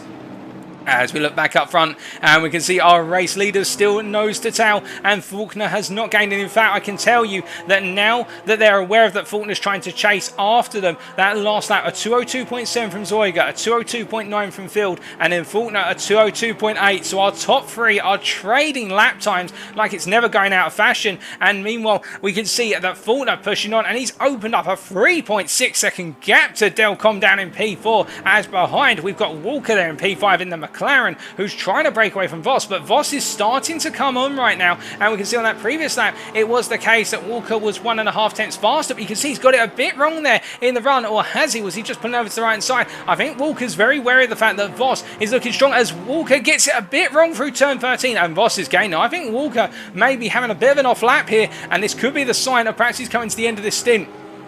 He's still got some time to go. He's still got approximately 10 minutes of this opening stint to go as a minimum here. And I do think that right now for Walker, this is looking to be a difficult situation he's got to manage, as Voss is very close now. In fact, he's only 3 tenths off as they cross the timeline once again. And you can see how Voss has pulled out the slipstream early here. I think trying to get some coolant into the tyres. Perhaps they're getting a bit hot. But Voss is definitely on a charge here, and perhaps doing that as a preliminary preparation for going for the move versus Walker. Because when he goes to the move, he's going to get those tyres up to maximum temperature as he goes heavy under the brakes and tries to extract the most out of them for a corner to make the pass as they come down towards turn number 3 here. And you can see Walker versus Ross as Bartle is back up into P7 here. Now Bartle has gained the position. I'm not sure what's happened to Gianpetro or Junior, but the two of them have dropped. Oh my goodness, and Bartle has slid off at turn 3, and that's a disaster, as we can see Junior is behind Gianpetro still. So those two have lost places, but then Bartle, having gained on both of them, has now lost a pair of places back to him. So Bartle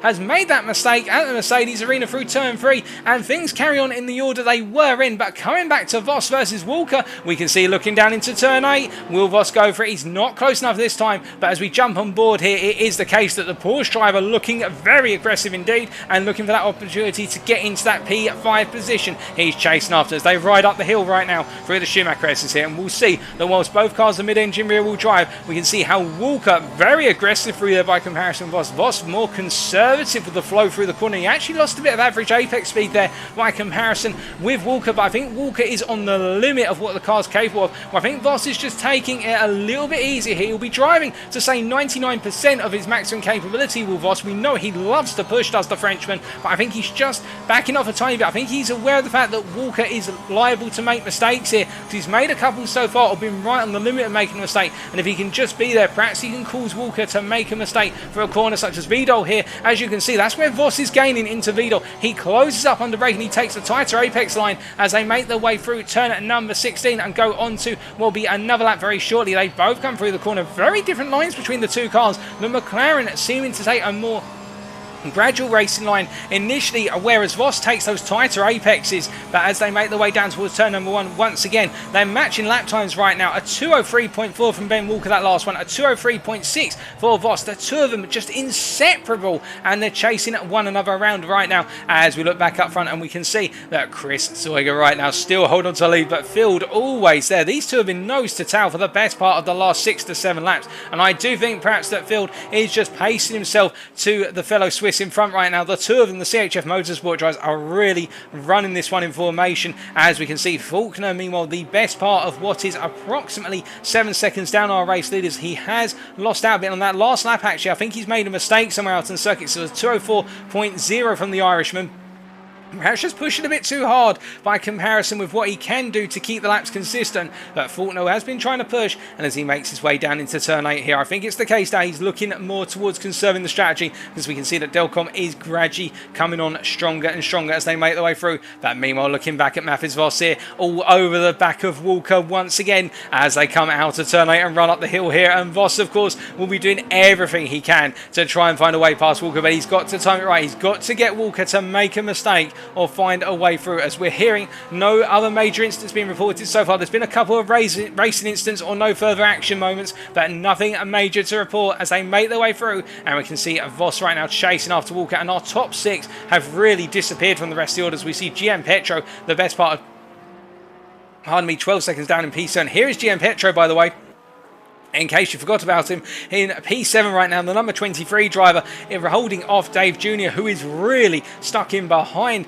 Gianpietro right now. And whilst that Mercedes looks as though it's far back, as soon as it gets onto these straights, it is closing up at a very rapid rate here. And I think Jr. doing a fantastic job. Both drivers doing a brilliant job, but for Jr. to be holding on as he goes a bit deep into 14, but you can see how the AMG driver can just take so much more apex there by comparison into turn 15, and as a result, it's working out for Junior so well right now. And this is the thing which is a surprise to the senses as we look back up front, and we can see that Voss versus Walker, they both come out turn 1 as Gareth Mills has to move out of the way with the blue flags waving there, as he's the first driver to be lapped in this. Of course, Richard Jebb is the next driver to be potentially lapped because of the fact he did have to make that additional pit stop and repair the car. But we can see here through turn 3, look how close Voss is to the back of Walker. And to give you an idea of how close they are, here's the look from behind Walker's car, from behind that McLaren 720 as they go down towards turn number 6. Now, will it be a move here? Voss is looking for a potential move. He's not going to be able to do it from the outside, however, but you can see he's all over the back as they go into 7, and he looks to a potential move to the outside. Is it an attempt at a cutback, however? You see he backs out of it there as we've got a 15-second penalty for Dave Jr. I'll let you know what that's for very shortly, folks,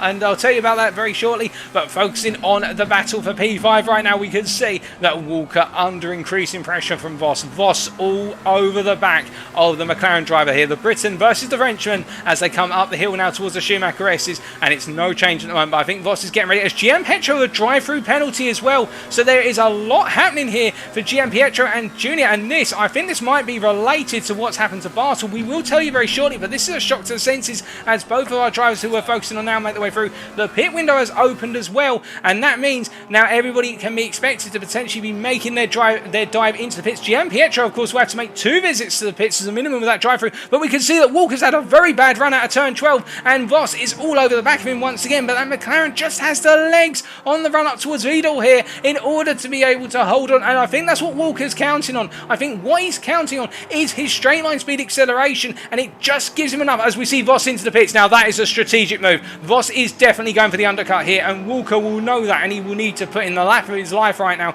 Walker, in order to hold off Voss if the pit stops are the same length. As we take a look further down, I can tell you that Gianpietro is coming into the pits right now, and that drive-through penalty, if you're wondering, is an unsafe rejoin where he rejoined onto the path of car 19 after spinning off circuit.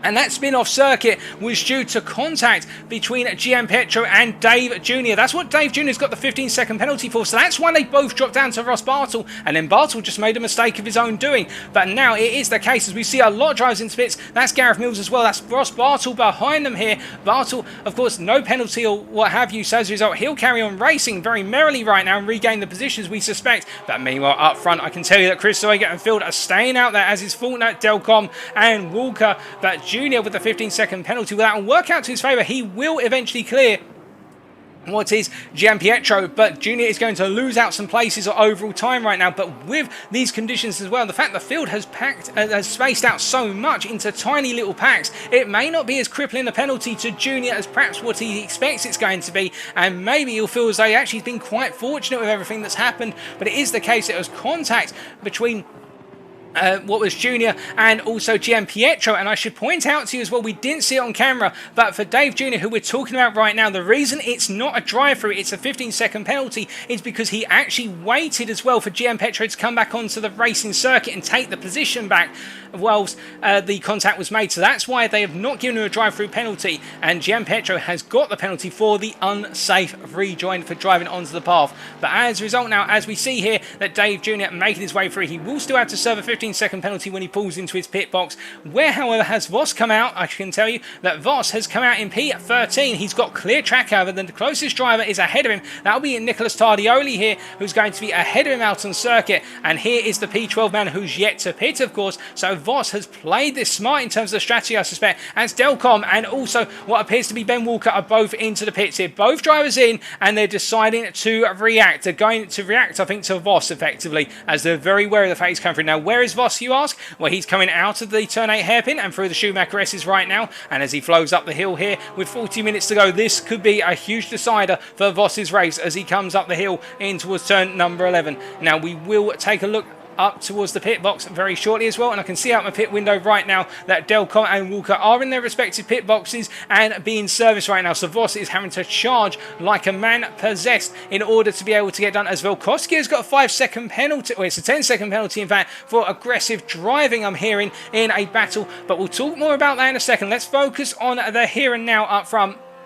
And meanwhile, looking back at our P8 and P9 guys at the moment, we can see Delcom and Walker both there. Where's Voss? Meanwhile, Voss is making his way out towards the final corner right now, and as he comes through the right-hander, where are Walker and Delcom going to be in relation? Well, we can see that right now Delcom coming out of the pit lane here. He's going to be getting on the throttle very shortly as we see Voss coming across that timing line, and where they're going to be when it all is said and done here. We see Voss coming through. He's got ahead of Walker. Can he jump Delcom as well? As they come down into the first corner, we can see that Delcom has just held onto the position, but the Belgian is going to be under immediate pressure as they come out of turn 1 and go into the Mercedes arena here, and you can see that Voss has gained as a result of undercutting here, but he hasn't gained enough to be able to clear both drivers, and this will frustrate him because now he's stuck behind Delcom, and Walker will need to capitalise on that. Walker will need to get those tyres switched on and chase after the two Porsches in front of him right now. So long as they battle, he can gain massively from all of this. As we take a look back at them, of course, as we take a look back at Voss here, and he has not been able to affect the pass on Delcom. So Delcom has played the strategy right. He's responded to Voss's undercut very well, and this is effectively the battle when everything returns to normal. We believe this is the battle for P4 out on circuit, as Voss has had the better run out of turn 7, but he's not close enough to go for the move into turn 8 here as they come into the heavy braking zone once again, and we can see that Delcom taking that smoother line, Voss taking that much more aggressive line on apex, as Walker is the best part of 2 seconds down. You can see him at the rear of the camera shot as we swing up through at the Schumacher S here. They all come through for the 18th time of asking right now. No changes as the pit window enters its halfway phase, and we can see that Voss looking very aggressive into turn 11. I think he's trying to spook Delcom by making these little twitches to the inside, and you can see that Delcom is losing the pace as they come through turn 12, but it's the case that Voss is still behind. What can he do in the run down towards 14 here? Can he get the run, or will it be too much? As we see they make their way through 13, is there going to be a change of position? Not currently, as we hear that Ingo Hermann and Brett Krugkamp are both in the pits, and as they're going to Vidal once again, he has to back out, does Voss. No potential move this time, but Delcom is going to be very wary of this right now as they make their way through the chicane and into the final corner. Meanwhile, up front, I can tell you that both Zoiga and Field here, as they're coming up behind the traffic of Velkoski, that 10-second penalty being applied, of course, to Velkoski. He'll take it at the end of the race or during his pit stop. Well, he's already pitted, so it'll be at the end of the race. I can see that Zoiga and Field are running nose to tail still. This strategy still playing out as it has for a very long time right now, as we look back to our battle for what is effectively P4 out on circuit, and we can see as they come through turn 1 once again, no change at the moment, but Walker is closing up. Walker has closed the second down on the opening lap, and as they're now coming through, and I say the opening lap of the stint, as they come through turn number 3, it is the case that the Porsches are going to break away a little bit at this point, but then they will be reeled back in, as we see that Ingo Hermann, meanwhile, as he comes out of the pits, has come out of the pits in P13. He's got Marvin Lefloic ahead of him, and I think Lefloic has actually gained on Hermann given the pit stop, but then there's Latsos up in P11. There's a couple of drivers still to pit, so it could all chop and change, as we see, and meanwhile that's Krugkamp and Bartel, the two grumpy monkeys out on circuit for the same period of time in the same place out on circuit for a brief period here, and we can see that Bartel is now ahead of Krugkamp. What of everything that's happened there, but how Bartel's race has been a very difficult one, as we see that Zoiga and Faulkner into the pits, but Field is staying out there for another lap, as meanwhile we look back to our battle here for what is again P5 once all the pit stops are said and done, but we can see how Voss has fallen a little bit off the back of Delcom as they come through the Schumacher S on lap number 19 here, and I do think it's the case right now. He's going to have to wait a bit of time to close up once again and go on the offensive, but meanwhile with Field making his way around the circuit, we can look out of our pit window, out of our commentary box window. I can see that Zoiga, Faulkner and Dave Jr. all being serviced. Of course, Dave Jr. with that 15-second penalty will have to take that before they're allowed to service the car, and all of them will play back out into this, well, ahead of this I should say, apart from Dave Jr. as they make their way down towards turn number 14 once again here, and as Voss comes through, no change, no gain, all of them just settling down into things as we see that Zoiger has come out in what is P2 here, or in fact it's P3. What on earth has happened here? Well, Faulkner has come out ahead of Zoiger here, and that means the Irishman is up into P2 now. Surely not. Faulkner's got to have some sort of strategy on his mastermind plan here, but at the same time, remember what happened at Misano with Faulkner running out of fuel right at the end, and he will not want that to happen today, so surely he's put enough fuel in the car to get into the end. But if this is the case right now, he is 5 seconds ahead of Zoiger through the pit window, and as he makes his way through turn 7 right now, surely Field has got to respond to this. He's got to, well, he's going to have to pit at the end of this lap, because otherwise he will invalidate himself on the pit window. But could Faulkner make the leapfrog on the pair of them? Well, in fact, Faulkner's still got a pit stop to go, ladies and gents. With my apologies, you'll just see that on our time screen there. So that is why he is ahead of them. So he's still got a pit stop to make. And that is very unfortunate. I thought Faulkner had come into the pits with Field there, but it seems as though that has not happened. So I'm not 100% sure why that hasn't cleared. But as they make their way up through the Schumacher S here, we can see our drives carrying on as Loisinger has come out of the pits. He's making his way out of the pits right now, and as he comes down towards turn number 1, he has rejoined in P13, and we can see there's Wilcox behind him. So Loisinger still ahead of Wilcox as he gets it a bit wrong over the apex of number 1 there through turn number 1. Actually drops the car off of the apex hill as Velkovsky has still got a 10-second penalty looming over him, and Field is now into the pits. Now surely that means that Faulkner's got to be considering coming into the pits in a moment, unless that is a glitch on our timing screens, folks. But normally they are pretty accurate. But I swear I saw Faulkner in the pits, unless I'm mistaken him for another Ferrari, as he gets it very wrong over 14.15. No, so Faulkner is in the pits. So my apologies, that must be just a mistake of my eyesight, but I thought Faulkner had pitted, so he has come into the pits here, and that means that Zoiger, who is making his way out to the final corner right now, how will he trade off versus Field here? Of course, he is on the lap older tyres because he has had the opportunity to make these tyres go one lap, and we can see that Field is coming out of the pits right now, but I think Zoiger is going to retake the lead. He does, and he's actually gained on his competitor for the lead. So Zoiger has gained the best part of a second over Field. That gap has opened up now to 2 seconds when all is said and done,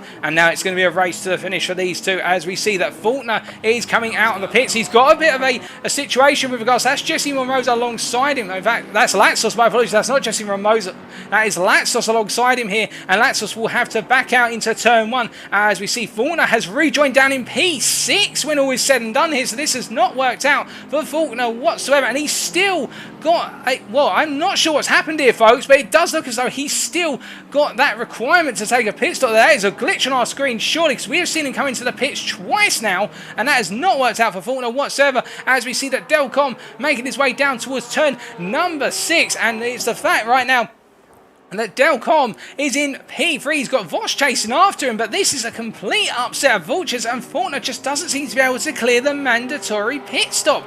I'm not sure what's happened there, folks. We will find out in due course from our stewards, but we can see right now it is not working out whatsoever for Faulkner, and where it's the case that the Irishman is having another difficult day at the office. As we're checking in with race control as to what's happened, we are not hearing anything currently, but it is one of those situations where I think for Faulkner it is another day not to remember when all is said and done. But Delcom right now in that P3 position, and will be looking to try and hold on to that position. He's got Voss chasing after him here. Can he hold on for the remaining 30 minutes? That'll be the big question. They've got a long way to go in the two Porsche drivers, as it is Porsche's in P1 through to P4, and then the next car in the sequence is a McLaren breaking the Porsche train, and we can see that Walker right now is 2 seconds down on that battle for P3 and trying to chase after it, but can he close up? That's the question. I think he is falling off a little bit right now, because the guys ahead of him are doing 203s, whereas Walker is doing 204s, low 204s for Walker, 204.1 on that previous lap, where for Voss and Delcom it was a 203.6 for both drivers as they make their way through turns 14 and 15 and head up towards 16.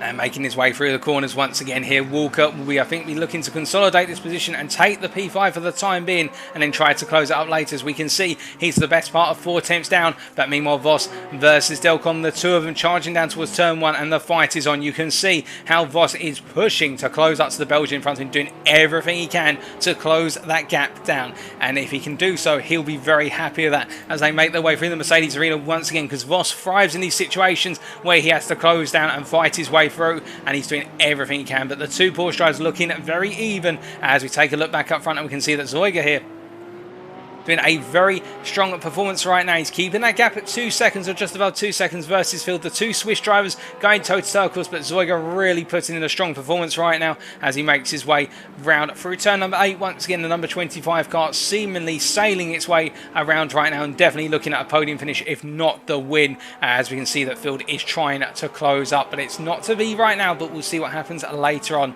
as Faulkner still in P6 and has not been able to clear that mandatory pit stop. I'm not sure what's gone wrong there for Faulkner, ladies and gentlemen. I'm not hearing anything being whispered in my ear or in terms of what I'm seeing from the race stewarding notes here, so we will find out after the race. But Lefloik in P7 right now, we can see it making his way through turns 6 and into 7 now, and meanwhile further back it has spaced out quite a bit in terms of field, but Dave Jr. in a rather lonely P8 as it currently stands, 3 seconds down Lefloik here, but he's got a 2.5 second lead over Ingo Hermann as they make their way down towards turn number 8 here. And the P9 driver, the German P9 driver, of course, making his way down. We can see here the Porsche looking very comfortable is the Porsche as he makes his way through turn number 8. But I say that he's gone onto the runoff area, but he's just about kept it away from the gravel and avoiding being caught in the sand trap there. But Hermann definitely making a mistake, and as he makes his way down through the corner here, it is a situation where I think for Ingo it will be all about now just trying to keep it consistent, as Ross Bartle would love an opportunity with the lead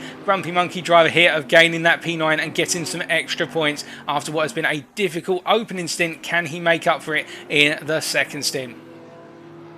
And now looking all the way down the order, I can tell you running last star driver still is Gareth Mills here. A little bit out of place compared to the rest of the field right now. He's got a sizable gap to chase after Kevin Harikonen. In fact, Harikonen in the pits right now, so I think they may be doing some repair work to the car for the Intruder Racing team driver, or it may be an early box here. We'll wait and keep you informed. And then it is Latsos here in P21 who is chasing after Jesse Monrose, who's the best part of 16 seconds up the road. And Monrose right now in that P20 position. He's been passed by Richard Jepp on the previous lap here, and as they make their way through to conclude Sector 1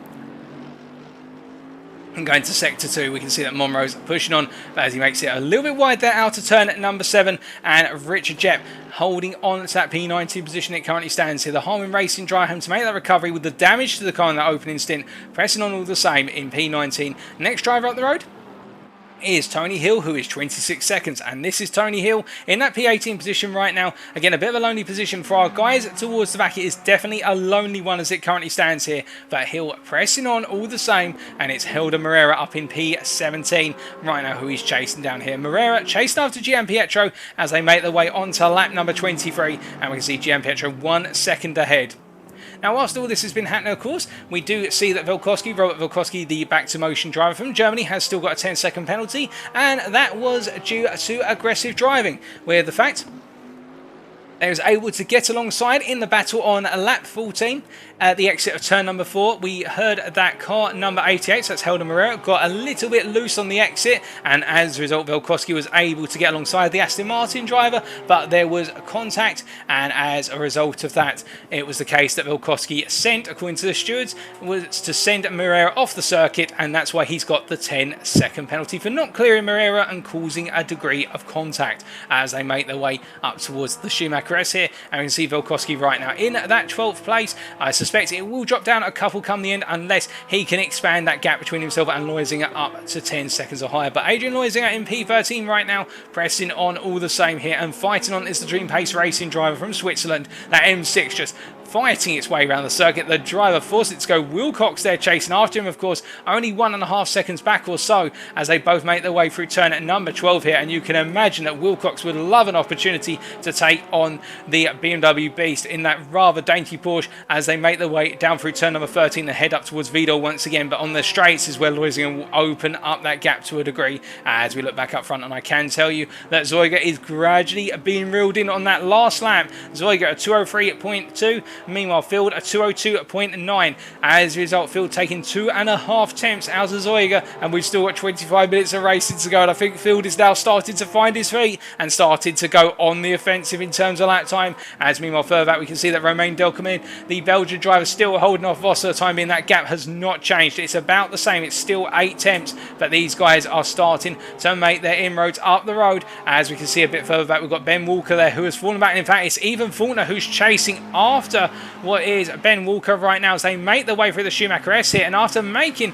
what I do believe was 2 pit stops, ladies and gentlemen, Faulkner is now having to do it the hard way, chasing after Walker, and then it'll be Voss and Delcom. And will Faulkner be able to get himself up the order? I think there's going to be an investigation afterwards as to why we haven't had the pit counter tripped for Faulkner, but it has for everyone else, because we have seen him pit. And do tell me in the chat if I'm going blind, ladies and gentlemen, but I have seen Faulkner pit multiple times. We've seen it on camera. But the Ferrari driver right now chasing after Faulkner. The 2 drivers, of course, from Distinct GG, both racing on strong. But you can see Faulkner really on an offensive here as they make their way through the chicane and into the final corner.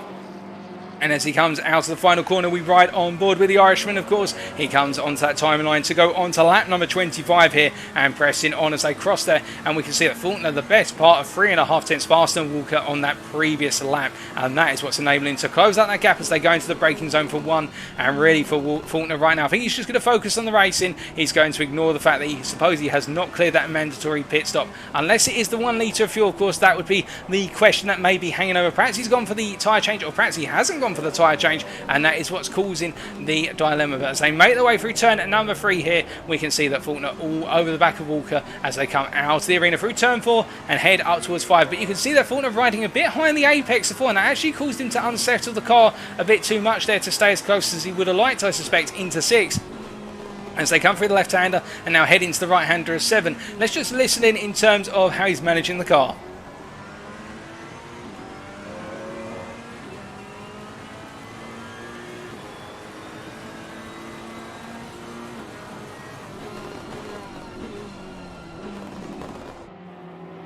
And in fact, what we can see here, I think that's Walker's just lifted out and backed off there. Now, I'm not sure what's happened there, but we did see that Walker moved out the way briefly. And I'm wondering whether this is giving up the place, feeling that perhaps Walker just doesn't have the pace, and instead he's going to use Faulkner to chase after. But Walker there definitely backed out of it, and I'm wondering what's happened there. They're both in Distinct GG, do keep that in mind, so they may be running on the logic, or perhaps Walker's running the logic that his fellow Distinct GG driver can take him up towards Voss and Delcom. To give you an idea, meanwhile, Voss and Delcom are only the best part of 4 seconds up the road, if that. So these two are pushing on, but I do think that might have been a tactical play by Walker to let Faulkner through there as they make their way through the Vidal chicane once again. And we can see that Delcom gets it very wrong, and Voss gains the position. Oh my goodness! And just as Voss was going to turn in, Delcom just taps the back there, and you can see that both drivers have spun, and as a result, and it's Faulkner, he's gone off, well, he's come out of the corner there, but Walker went into Voss as they're making their way through. And now it is the case that Faulkner is back up into P3 as we see that Voss is battling side by side with Walker as they come down towards turn number 1 here, and it's going to be Voss on the inside, Walker on the outside, and Walker's definitely going racing now. He knows, he smells blood in the water, and he is going for it here as we see that Voss has to go defensive through 1. He goes a bit deep, but Walker's not able to get on the power, but that's all suddenly kicked off once again, and it was all because of a little bit of contact between Delcom and Voss there, with Delcom getting it wrong out of 15, and I'm sure there's going to be a report to the stewards immediately. And thank you for confirming, Classic Car Crazy on the YouTube channel, that we've definitely seen Faulkner go through the pits at least once there, so our eyes did not deceive us and the cameramen did not deceive us either. And we can see that right now this has led to some fantastic racing with all of it happening, with Faulkner is now 5 seconds up the road here, and we can see that Voss is really in that difficult position right now, where after that instant he'll try and break away from Walker as quickly as possible.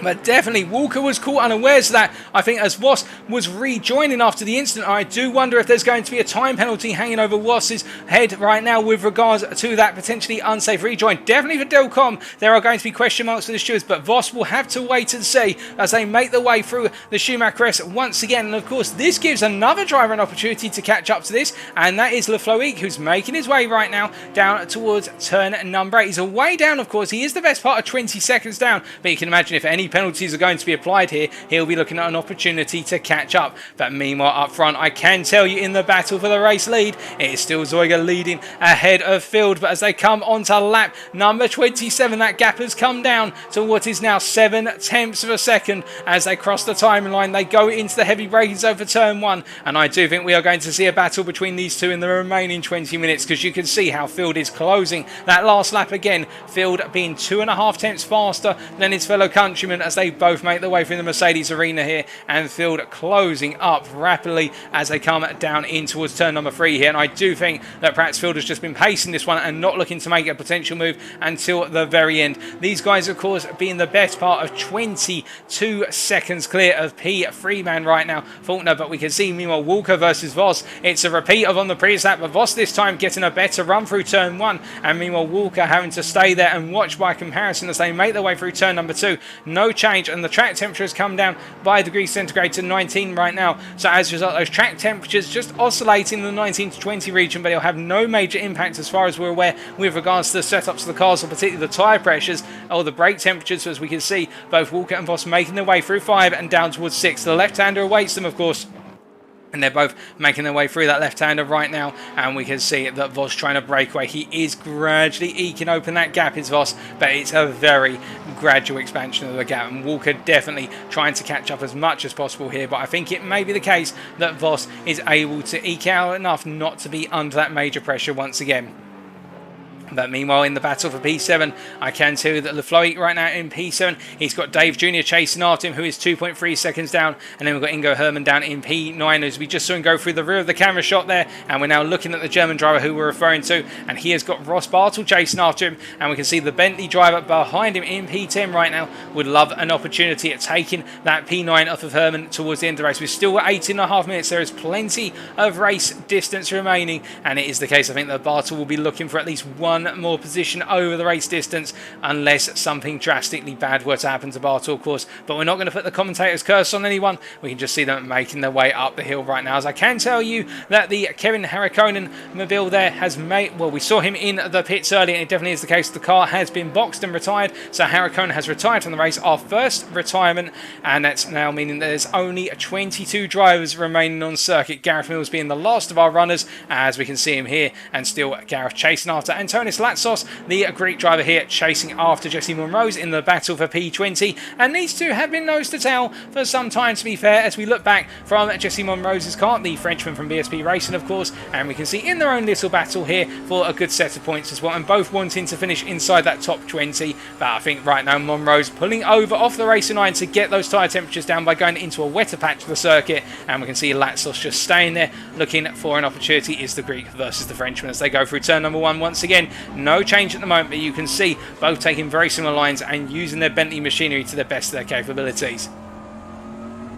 But looking a bit further up the field right now, we can see that we've got Jason Wilcox here still chasing after Adrian Leusinger, who is now 3.3 seconds away. So I think Wilcox has just dropped off a little bit, and particularly on the last couple of laps, we can tell you that Wilcox has had slightly slower lap times compared to Leusinger. And of course, the Swiss pushing on again in P13 right now and chasing down Velkovsky, who is 17, well, not 17 seconds up the road. Our time has just been updated, who is 7.5 seconds up the road. And as a result, Leusinger still within range to take that P12 when Velkovsky serves his 10-second time added penalty at the end of the race. Here's Velkovsky making his way through turn 2 and into turn 3 currently, and trying to get a move on. And I can tell you that right now he is gradually eking the gap out to Leusinger and may be able to just get that gap large enough. He's gaining by about 2.5 tenths a lap versus Leusinger. He needs to get a little bit more over the remaining laps. We've got approximately 8 more laps to go here at the Nürburgring circuit, and if Velkovsky can eke it out to in excess of 10 seconds over the remaining laps, then that will be his opportunity to hold onto the position when all is said and done in today's racing. But we can see right now in P10 as there's a drive-through penalty for Delcom, and I think this is in response to the incident we saw earlier, ladies and gentlemen. Let's take a look up here. So it is a drive-through penalty for Romain Delcom, and from the steward's own words, this is due to him losing control, exiting the chicane at turn 14 and 15, coming back on track and coming into the final turn too quick and clipping the rear of Mathis Voss's car as the drive-through penalty is being served. So Delcom will lose out some time here, and I think it may be the case that Lefloic will gain, but how many drivers will gain, of course, that is the question. And I think Delcom may have thought in his own mind that this was going to happen at some point, as it's a drive-through penalty as well for Voss here, and that drive-through penalty It's because he did not wait for clear track according to our stewards, and hence the contact with Walker. So as a result, Walker is going to gain 2 places here and be put up into P4 after all that instant, all that battling. So Walker right now we suspect is going to be in P4, but again there is a big question mark over Ethan Faulkner, who has not quote unquote cleared the mandatory pit stop, but we have seen him pit. So again there's question marks over that. So right now Faulkner is driving to a P3, but is it going to be a P3 when he crosses that finish line? That's the big question. And if you're wondering where Delcom has come out, he's come out in P10. He's come right onto the back of the battle between Bartel and Herman here as they make their way through turn number 3. And it's going to be the case right now that I think, as we look back from the lead Porsche driver here, that Bartel will not have wanted this, because now he's got to do some defending as they come out of 4 and 5, and you can see actually how Ingo Herman got it wrong coming out of the corner, and you can see Bartel all over the back as he gets closer and almost taps the back there, looking very aggressive as the Bentley driver, and I think he wants Herman to get a move on right now as they make their way out of turn number 7 here and head down towards number 8, and you can see how they're all snaking down towards the turn 8 hairpin here, and it looks as though Bartel is very in a 2 mindset right now. You can see on the body language, if we look back from Bartel's car by comparison versus Delcom is literally chomping at the bit to find a way through. Meanwhile, Bartel is having to keep the car in the centre of the road and make that Bentley even wider than it currently is, and that is because he does not want to lose the place and then lose the opportunity to chase down Ingo Herman on the remaining 14 minutes of this race. And you do have to feel right now for Herman in P8. He's probably thinking to himself, by comparison, my goodness, I've got another 14 minutes or approximately another 6 to 7 laps of holding off an absolutely grumpy monkey Bentley and then an absolutely frustrated Porsche behind me as well that wants to be right up there. How can the German do it? Well, he's got to take it 1 lap at a time, and I'm sure given the fact he's been holding off Bartel this long, he knows the tricks of the trade. Can he apply them at every single corner, however, because these guys are going to be falling off the pace, and then the next driver to catch up to his pack, he's 10 seconds down right now, would be Brett Krugkamp, another grumpy monkey Bentley that would be looking to catch up and come charging through as they make their way through. And we are hearing there has been a change for the lead. Field has taken the lead on Chris Sawyer. We didn't catch that on camera, folks, but Field has taken the lead whilst we've been spectating other racing moments, but we can see that Field is leading right now and is pulling away from Zoiga here, and I think that may have happened into the opening corner on one of the recent laps, but it is right now a change for lead, and Field is trying to run away with it as we look back to that battle right now between Bartel, Herman and Delcom, the battle for P8 here.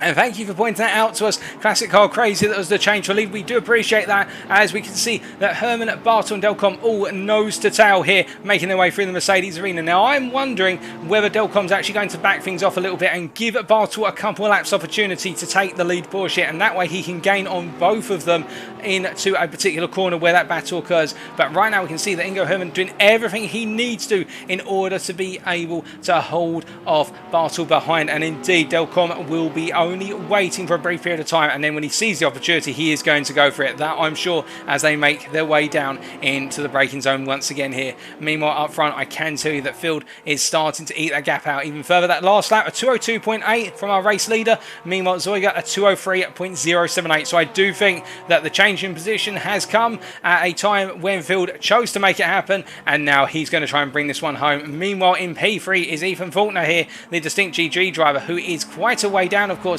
he's the best part of time down on the guys ahead of him as he makes his way across that timing line here to complete what is lap number 30 and go on to lap 31 as Voss is into the pits for his drive-through penalty. Now this could really open things up, as we see here that Herman, Bartel and Delcom are all still in sequence. Voss is taking his drive-through, and remember that Delcom came onto the back of this pack. Now where is Voss going to come into all this? I think he's going to come out ahead of it as Walker has finally come up into P4. Now as they make their way through the chicane, you can see that Delcom is far off the back. Where is Voss going through the pits? Well, he's almost at the end of the pit lane here. I think he's actually going to come back out in P5 here, as we can see that the pack's coming through. That's Lefloic we're looking at right now, the Porsche driver coming across the line. He's got Dave Jr. behind him, and Voss has held on to P5 when all is said and done here. He's been able to come out ahead of Antonis Latsos, I should really say, and as they come out of turn 1 and head up into 2, you can see that Lefloic flashing immediately here to Latsos to say to him, get out of my way, I want to attack Voss as quickly as possible. And we can see that's Dave Jr. now trying to come through as well. All of them being able to clear. Latsos doing the best he can to move out the weight of the pack coming charging through,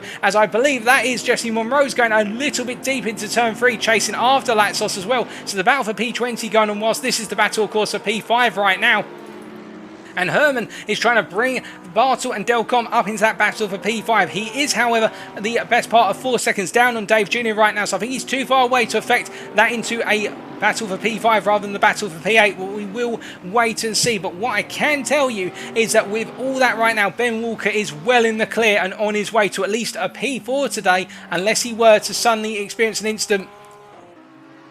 But this is looking a very strong performance right now from the McLaren driver, and indeed he has earned this right now. 10 minutes to go, however, it's not over yet. He has got a gap of 10 seconds to chase down to his fellow Distinct GG driver of Faulkner, who has that pit stop penalty looming over him, although we have seen him pit, and we can see that Mathis Voss in P5. He's trying to break away from the float, who's got Junior behind him once again. They all come through turn number 11 and into 12, and as they flow through the corners once again, I think Voss is starting to break away very gradually here as they make their way down towards 13, and then the medium speed chicane behind. We can see that Herman still ahead of Bartel and Delcom. There's no change between these three. They're all in the sequence right now. In fact, Delcom has dropped back a little bit from Bartel, perhaps just waiting for that opportunity, but Herman doing a fantastic job of holding on to that P8 right now. You've got to commend the man for the fact he's been holding on for so long, as we see there that Delcom going a bit deep. I think wary of the fact that he's got Monroe's there, but we can see that Bartel very strong from the medium speed chicane as Herman goes a little bit deep, and this is Bartel's opportunity. He's going to look for it here in the rundown towards turn 1. We jump on board here with our P9 man, the South African, charging after Herman with 9 minutes to go here. He looks to the move. He moves to what is potentially the inside here into turn 1. Under braking, however, he moves back onto the racing line here. Not close enough. Tries to get Herman to go mid-road, trying to make him go a little bit defensive, lose some track position in terms of the racing line, and as they make their way through 1 and into 2, you can see how Herman is really having to park the car as much as possible to try and keep Bartel behind him here as they make their way through 3 once again. And it's such a difficult position right now for the Porsche driver at the head of this, because he must know that Bartel, having out-qualified him, is the faster driver here, but he's doing everything he needs to, the number 6 driver versus the number 19 machine, in order to hold on to that P8 right now. They've still got at least 4 more laps to go, but if it carries on like this, it would be a Herculean effort. As we look back up front, and I can tell you that Field has opened that gap to Zoiga up to 2 seconds. Faulkner, meanwhile, down in that P3 position still, and then we've got Walker in P4 as we're taking a quick flick through our top 5, and then we've got Voss ahead of the float. He's pulled that gap out to 1.1 seconds. I think he's safe for the time being, as meanwhile behind him, looking back at that battle for P8, we can see that Herman has opened the gap to Bartel to almost a second right now, and Delcom by comparison down in P10 and starting to fall off 1.5 seconds back and falling away from Bartel here. I think it may be a bridge too far for Delcom to get higher than P10 today, and if so, the Valkyrie Sport driver will appreciate the top 10 position, I'm sure, but it won't have been the perfect result that he will have wanted as he makes his way through turn number 12 once again. We look a little bit further down the order, of course, we've got Brett Krukamp right now, who's run off by looks things. He's rejoined the circuit there, and that's run off into turn 12 there. A bit of an unexpected mistake by Frank. Perhaps he just simply had too much steering lock coming out of turn 11, and the car is understeered off the circuit before he can go into 12 and flick it back to the right. But Krukamp making a small mistake there. And then further back, we've got Adrian Leusinger, who's got Ugo Gianpietro chasing after him right now. Gianpietro has been working his way through the field, do keep in mind, after the incident early on, which saw him demoted to the back of the field. But we can see that Leusinger has now got Gianpietro trying to take away his P13. Can the BMW driver hold on as they make their way out of 12 and up towards turn number 14? Well, on the straight here, he definitely can, but it's through the corners where Gianpietro is going to close up so much here as they come through turns 14 and 15 very shortly. Into the chicane they go then, and we can see those difference in lines there, and Gianpietro just closes up. He closes up the best part of 3 tenths through the corner as they now go into the final corner here, and we can see the M6 driver goes a bit deep, and Gianpietro takes the tighter line here. He's well inside the toe,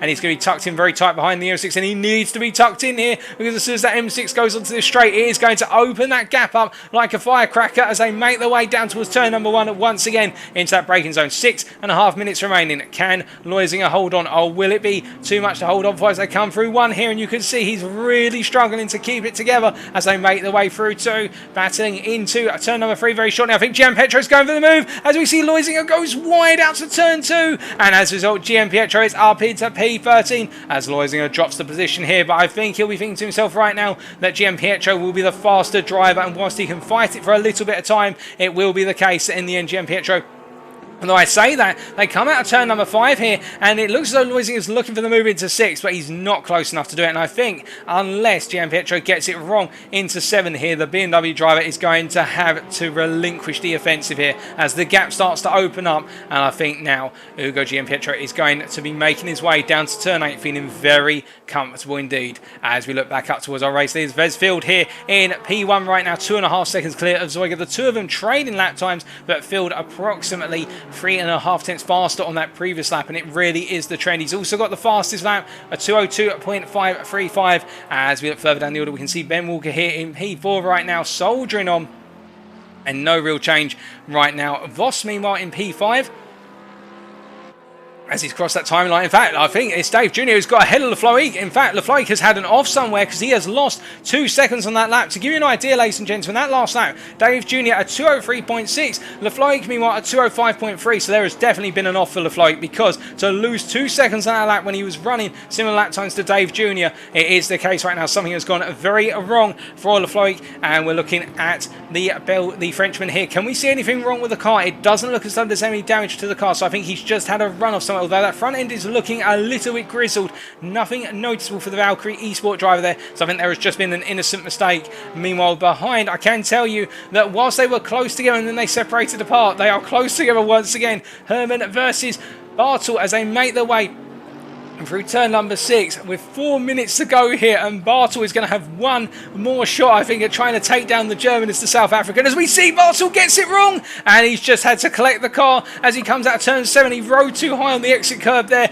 and the rear left-hand tyre just simply did not want to deploy the grip. I think it ran up onto the gravel very slightly, and as he got on the power there, the car went sideways, but he's caught it just in time, and the Porsche driver holds on for at least another lap as they make their way through the Schumacher S's here, and they continue down towards turn number 11 and keep on pressing on all the same. But you can see that right now there is the case that Bartel is trying to throw everything at trying to get that P8 position. The kitchen sink, the engine, everything you can imagine, he's trying to throw it out there. But looking a bit further down the order, we can see that Delcom now in that P10 position. He's made his way all the way back up to P10 after everything. In fact, he came out in P10, we should really say, and it has not worked out given everything. As we see a little bit further back that Volkoski right now is not likely to lose the position to Gianpietro, who is 13.6 seconds down, or at least is that a glitch on our timing screen here? We are waiting for confirmation. No, that is the official time. So Volkoski doing everything he needs to right now to hold on to P12. He is chasing after Brett Krugkamp, who is 1.1 seconds ahead.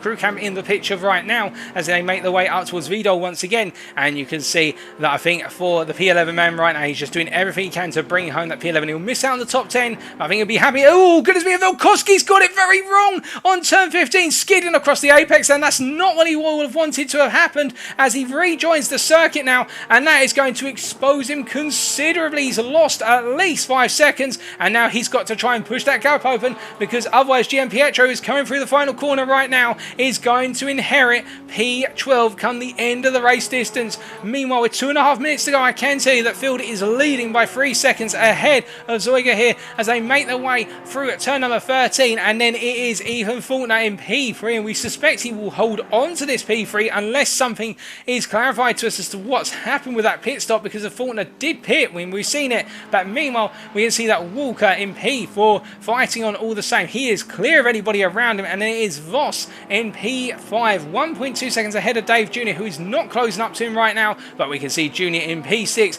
reveling in this opportunity to finish well inside the top 10. And this has been a great performance from the American driver as he comes through the Schumacher S and heads up towards turn number 11. Lafloic, meanwhile, down in P7, chasing on, but I don't think he's got enough time, and I don't think he's got enough lap time to be able to do it, as Junior is setting really fast laps. That last lap from Junior at 2:02.847, only 3 tenths off the fastest lap set so far. Meanwhile, for Lafloic at 2:03.735, almost a second slot. I do think that Junior is just flying right now, and there's nothing that can stop the man as they make their way around. And indeed, our our race leaders right now on. I believe this is going to be their final lap, and Phil taking us through turns 6 and 7 right now on this final lap as he comes through. He may get one more lap in, but I think it's going to be a squeeze to do so. We'll wait and see as we look a little bit further down the order, and I can tell you that Latsos right now in P20 is clear of Monrose. Monrose has fallen away, so Latsos is safe in that P20 position, chasing after Tony Hill right now, who's making his way through the right-hander at turn 16. He's got a 1.9 second gap over Latsos as they come across that timeline. It expands and then contracts down to 1.9 seconds. But meanwhile, Ingo Herman has been passed out the final corner and into the braking zone for turn 1. Can he come back? As we see there, locking up the brakes, that's Delcom has had a major lock up into turn 1. So the move was done into the final corner, but Herman has lost the position right at the end, and Bartel is up into P8. Now, can he hold on to it? There's not much time left as they make their way through the Mercedes arena here, and we can see that Bartel doing everything he needs to, as meanwhile our race leader makes his way through turn number 13, and he's going to be heading up towards the chicane. It's been a brilliant drive from Field. Will he get one more lap in as he comes through here? I'm just going to wait to see, ladies and gentlemen, as he makes his way through turn number 16. I think it's going to be one more lap just about as he goes a little bit deep into the final corner here and comes out of that final corner. There will be one more lap for Field, who is our race leader right now. He will go on to a 37th lap, so there will be one more lap of racing for everybody, and then it will be the case right now. Everybody presses on here as Voss has got that 1.2 second gap over Dave Jr. right now and is trying to close it down. But meanwhile, Bartel, with everything that's happened, you can see past Herman and now making his way down towards turn number 11 here. And Herman just literally, I think, regretting the fact that a mistake has happened or the pass has happened. But Bartel was looking very feisty all the way through the second stint. And we can see Delcom now trying to seize the opportunity to go for the move here, as he's got one more lap after this one. These guys, of course, on that lead lap, they are not down the laps. They will have to do a 37th lap when all is said and done, making their way down towards turn 13 and into the 14 and 15 right now, charging down the hill and then up into the chicane. As they make their way through there, of course, no changes, no mistakes from anyone right now. As we can see, Tony Hill making his way through. He has got Latsos closing up to him very gradually, but I think he's got one more lap, and I think he can hold on for the time being. But meanwhile, as he comes through the final corner to go on to his final lap, what will be his 36th lap, we can see Field making his way through the Schumacher S, and it's the same for Zoiga right now, coming up through there. So the closest battle on circuit right now really is with regards to Delcom versus Herman. As hold on a second, what's happened to Ross Bartel? Bartel's off the circuit. I'm not sure what's happened to Bartel here, but well, that's a glitch on our time screen. There's a bit of lag, as we can see. It's all gone a bit wrong here. But meanwhile, Loisinger now back into that P13 position. I'm not sure what's happened on our cameras there, folks, but what I can tell you, as he makes his way down towards turn 14 and 15, he has led this in the second stint, but he's chased after Zoiga throughout. We didn't see the pass, but it seemed to be a routine pass versus the CHF Motorsport teammate. But as he comes up to the final corner here, he's going to take it nice and smooth through to make it another win for the Field. Or is it, as they cross the line here? Will it be in formation, or is Zoiga going to take the win at the end? And they cross the line in formation, and it will be a win for the Field, and Zoiga in P2 there to make it a CHF Motorsport 1 and 2. And meanwhile, Faulkner, as he makes his way into the final corner, is it a P3 for the Irishman? It's a P3 out of the circuit, but we seem to have this glitch with his pit stop. I assume it's a P3, so if it is, a brilliant drive to P3 from the Irishman, a well-deserved podium. But then a time penalty applied. It's going to be Walker who comes through there to collect what I suspect is meant to be P4, but it could be P3. But again, a brilliant drive from the McLaren driver through and throughout as he comes across that timing line to take that 4th place. But we'll wait to see what happens to that when all is said and done. And it will be then Voss who comes through the chicane, and he's got Dave Jr. chasing after him. But Voss in it wasn't to be a podium for the Frenchman, but the Intruder Racing Team driver has put in a valiant effort to finish in the top 5. A challenging race, but a brilliant one all the same. He comes home in P5, and then it will be Junior in P6. A brilliant result, his season best for Dave Jr. Lafloic in P7, and it's going to be Herman who holds on into the end in P8. Well, I believe it's P8, as we can look back and see it is Herman who comes home in P8 in the end. Delcom in P9, and then Crew Camp. I'm not sure what's happened to Crew Camp. I think there was a major error or something, but the South African, as he drifts off the apex there, the car's struggling right now. Can he hold on gone for that P10. He makes his way into the final corner here,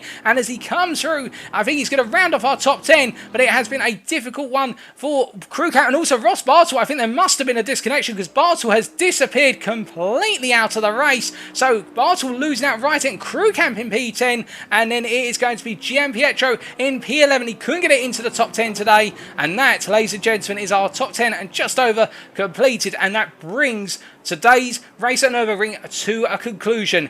Don't go anywhere, however. We'll be right back very shortly, as we can see Field right now celebrating in the arena area alongside some of the other drivers doing some donuts in the wet and have to be wary, but we will be right back with the post-race interviews.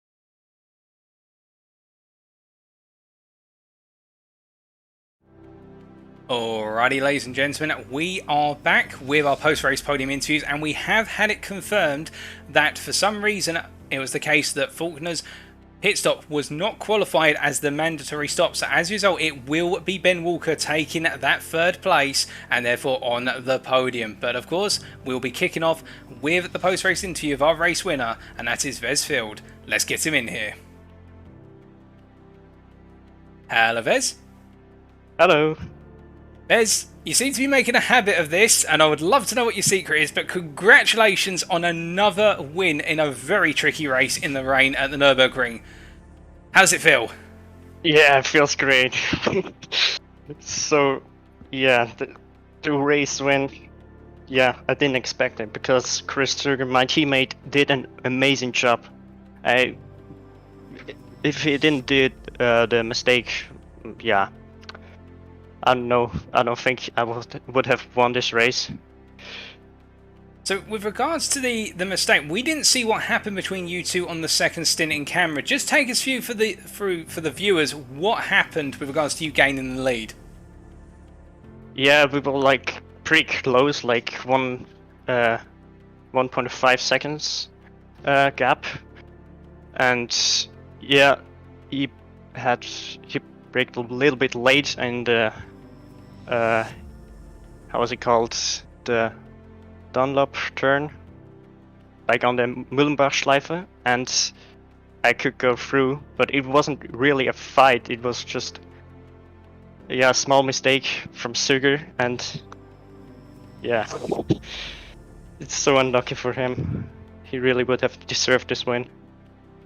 Oh, definitely a very challenging one out there, but of course where one driver falls, another rises, and it was your opportunity to take the win once again. And going back to the very start of tonight's round, in qualifying, a phenomenal qualifying lap. Did everything just work out, or was there still more time on the table?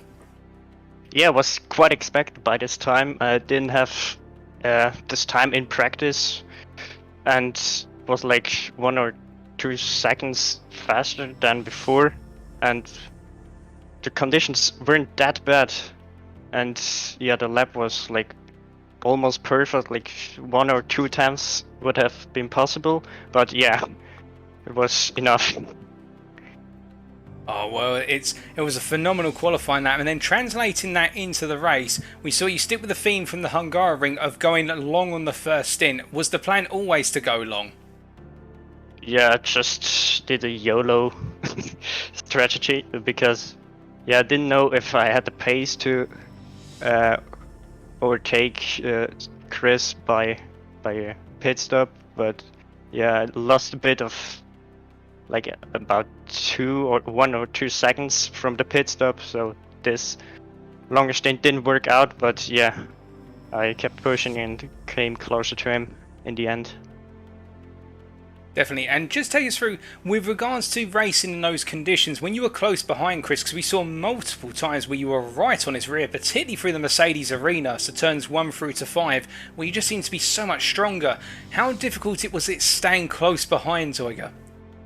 Yeah, it was quite difficult, especially in the Mercedes arena, because yeah, you have to keep close, and yeah, with the spray from the car in front, you can't see really much. Yeah, that's the biggest problem in the rain, the side. Well, you've definitely shown that you can conquer the rain. I mean, conquering it here at the German circuit. And really, the next question now is, what can we expect from yourself in the season finale at Spa-Francorchamps? I don't think we can expect that much, because Spa is, yeah, I'm really bad at Spa.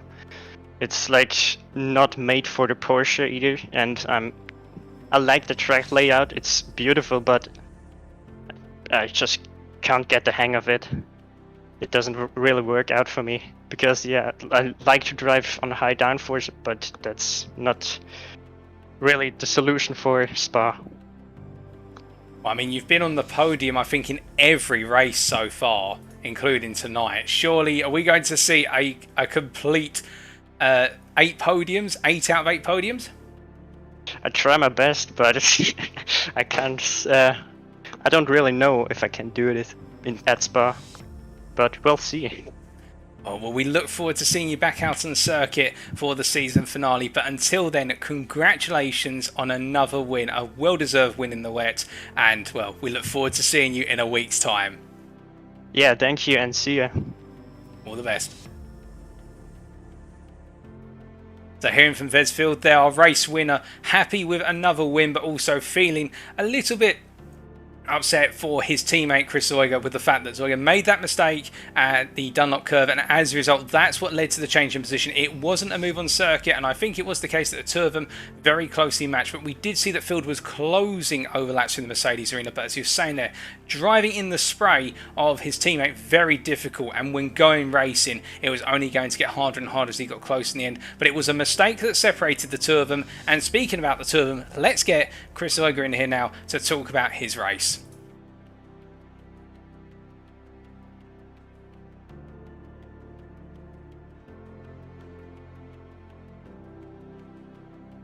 So as we get him in. Hello, Chris. Hi. So Chris, a difficult day out there by the sounds of things. How do you feel about finishing second in the wet at the Nürburgring? Honestly, I'm a bit disappointed because I think the win definitely could have been possible. But yeah, I mean, I'll take it. Second place still very good, so yeah. I think I overall can be happy with my performance. Definitely. It looked as though it was very tricky out there, but a brilliant qualifying session from yourself to lock out the front row with your fellow teammate from CHF Motorsport, Vesfield. Just take us through qualifying. Yeah, I just like was on my own, so I think I was the first one to drive out and just like got my laps in, and the track really got faster every lap, so I didn't really expect to be that strong. But I think one of my advantages that I had is really that I just went out in front of everyone, so I also got no spray, so yeah, I think that also helped a lot. And then yeah, I think my lap was okay. I think 3-4 tenths could have been possible, but yeah, I think overall I'm very happy with my qualifying. So definitely a great qualifying session, and then going into the race, we saw at the start that yourself and Vez really broke away from the pack. Was the idea, had you both talked about how you were going to manage the race at the start, or was it the case that you were both just going all in straight from the start? I mean, we were talking to each other. I mean, we also talked to each other during the race, and I just said to him before the start that I would try just to pass him at the start. And then surprisingly I managed to do it, and then we just said like we just try to pull away, don't fight too much. And then yeah, I think all just came together at the end, and yeah, it was good, the first stint especially. Well, definitely, and we saw that, and what was interesting to see, and perhaps just take us through it from your perspective, we saw over the course of the lap you two seemed to be inseparable in terms of lap time, but it was the Mercedes arena in particular where Field just kept catching up to him, would be right there coming out of turns 4 and 5, and then over the rest of the lap you just opened the gap up a little bit. Were you having difficulty in the first sector, or was it just that it seemed to be that Vez was the faster driver through there? Yeah, I feel like he was a bit faster, but he also told me that he felt like I was faster in the Mercedes arena. But I don't know, I think I lost a lot of time into turn 1 in the braking zone. So that's probably why he really caught up. And then overall he was just really a faster driver, but then especially in the rain when you're, I don't know, 2 tenths behind somebody, and then with the spray you just, it's not really possible to just like get past. So I think then he fell back a little bit during the race or during the lap. So yeah, I don't know. And I hate to bring this up, but the second stint, you come out the pits a good 2.5 seconds clear. Just take us through that moment where you saw the lead disappear out of your hands. Wasn't really a great moment, to be honest.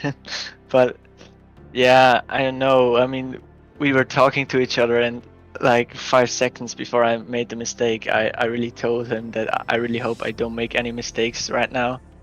And then in the next corner, I don't know what exactly happened. I think I just broke slightly too late, and then yeah, it really was painful to see him just get by. And yeah, I think next time I know what to do better, and then yeah, we'll see. Definitely one to learn from. And speaking of next time, round 8 at Spa-Francorchamps in a week's time, what can we expect from you in the season finale? I will try my best, but I think as well as for Eve, Spa isn't really my track. And also in the Porsche, I think it's really difficult, just a high speed track. So yeah, I'll do my best. Maybe I can get a top 5 or something, but yeah, we'll see. Well, we look forward to seeing you out on the circuit at the Belgian circuit in a week's time. But until then, congratulations on the second place. You seem to be making it a habit of being on the podium or as close to the podium as possible. And we look forward to seeing what you can do in the finale. Thank you very much. Have a nice evening. You too. Well, you can hear there from Chris down about the fact he couldn't quite bring the win home. It was literally a mistake in the end which separated him from that win in this series, and really you can hear also in the fact that the happiness he did take from qualifying and that opening stint, and one of the facts that it's a learning experience, as he said there, and I think he's going to bounce back at Spa, or if not we can expect him in future series. We'll definitely be seeing him racing strong there, because it was a brilliant drive by our P2 man today, but it just wasn't to be the win. But now coming on to third place, let's have a chat with Ben Walker.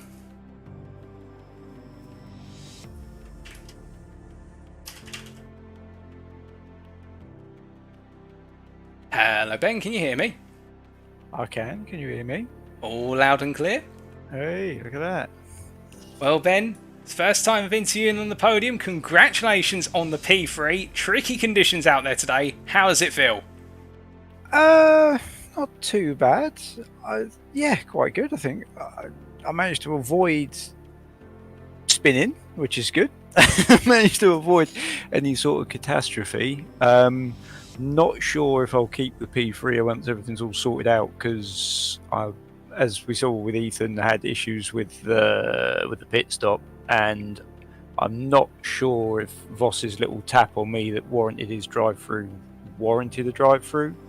So I'm expecting an appeal probably from the two of them, but we'll see what happens. But third on the roads, I'll take it, I guess. Definitely. We had some question marks, particularly around Ethan Faulkner's pit stop that was never to be. In fact, we were doubting ourselves so much we had to check in with the viewers to make sure that we hadn't just seen on the cameras another Ferrari rather than his car go through the pit. But coming back to yourself, in qualifying, didn't seem to quite work out as best as it could have been for yourself in qualifying.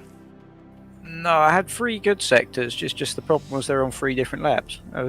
That was the problem with them. Yeah, on the last one, I think I dropped 2/10 in the middle sector, and at the end, when I checked the timetable whilst we were waiting for the race to start, 2/10 was split in like 4th to 10th. So, as tight as it is, dropping 2/10 is something you can't really do, but things happen, and I managed to make the best of it when Bartel and Gianpietro and everyone decided to have a little bit of a ruckus at the hairpin, and just sort of snuck up the inside whilst that was all going on, and then just tried to set about doing my own thing and just driving around and trying not to end up in the kitty litter somewhere.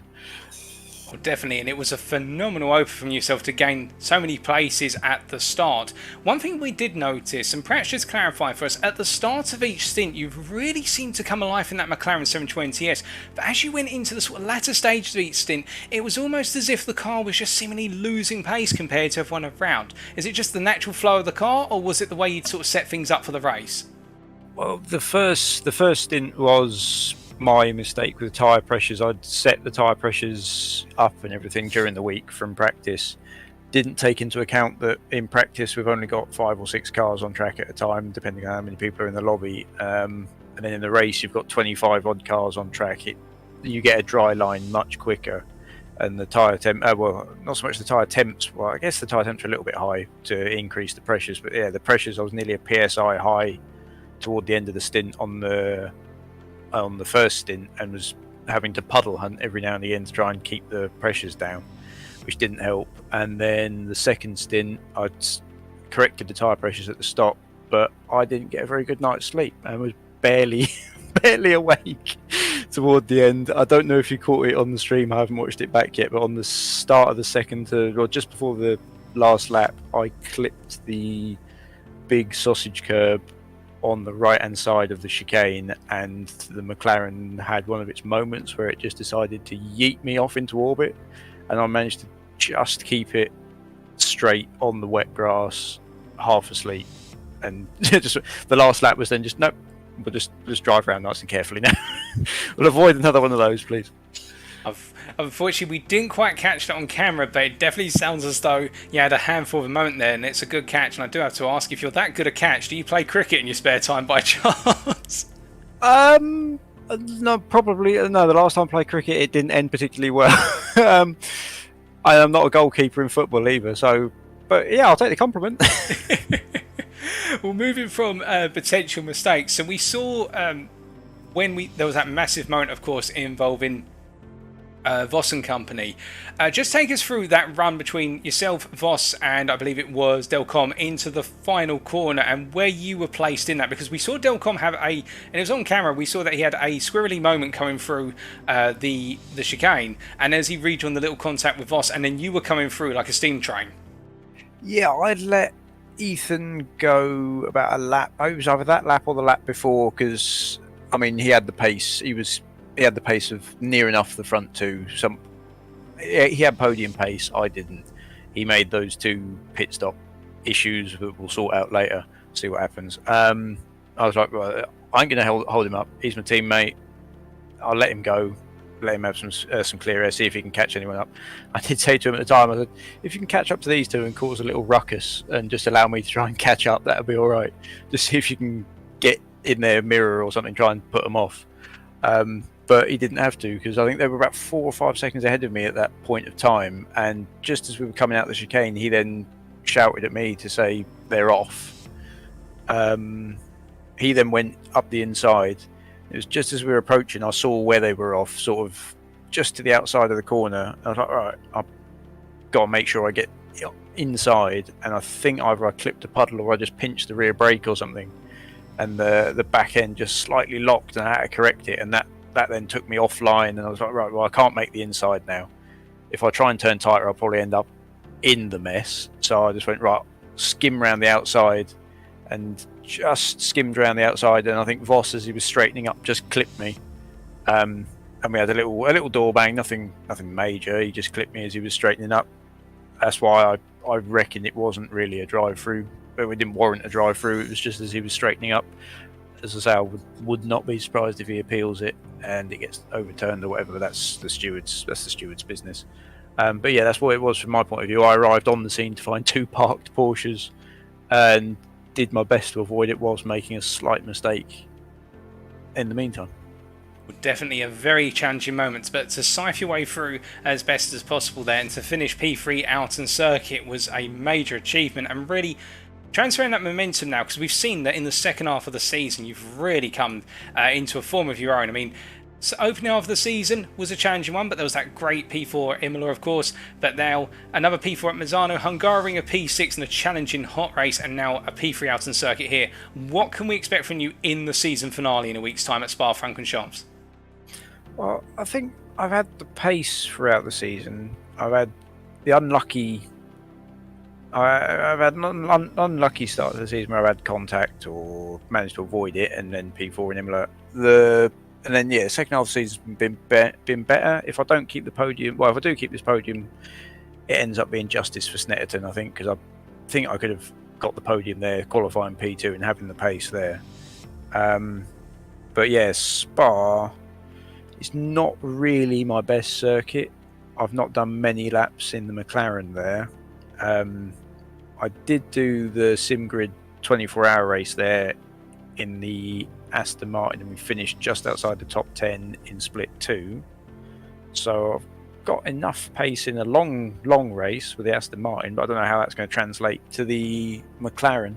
I'm a bit gutted this race was wet, because this was the one I was looking forward to, because Nürburgring on this calendar is probably my best circuit in the dry, and the McLaren's fairly good there, so I'm a bit gutted this one was wet. But Spa, praying for a dry race probably, and then we'll just see what we can do there. The McLaren should have decent speed down the long straights and should be decent in the faster corners in the middle sector, so if I can get something decent out of the McLaren, then yeah, maybe I can still sneak a top 3 in the championship, maybe behind Field and Voss overall, depending on how it goes. But that's the target now, because I was going to try and the aim was to try and finish as best Britain behind, well, with Atkinson, but obviously he didn't turn up today for work reasons. So yeah, the aim now will probably try and sneak a top 3 if I can, but that all relies on a decent Spa, which, as I said, is going to be a bit, a bit meh. We'll see what happens. Well, we definitely look forward to it and seeing what you can achieve in the season finale. But until then, congratulations on the 3rd place out on circuit, subject to the stewards' review, of course, and we look forward to seeing you back out on the track for the finale in a week's time. Okay, thank you, and thank you for your commentary this season, by the way. No problem.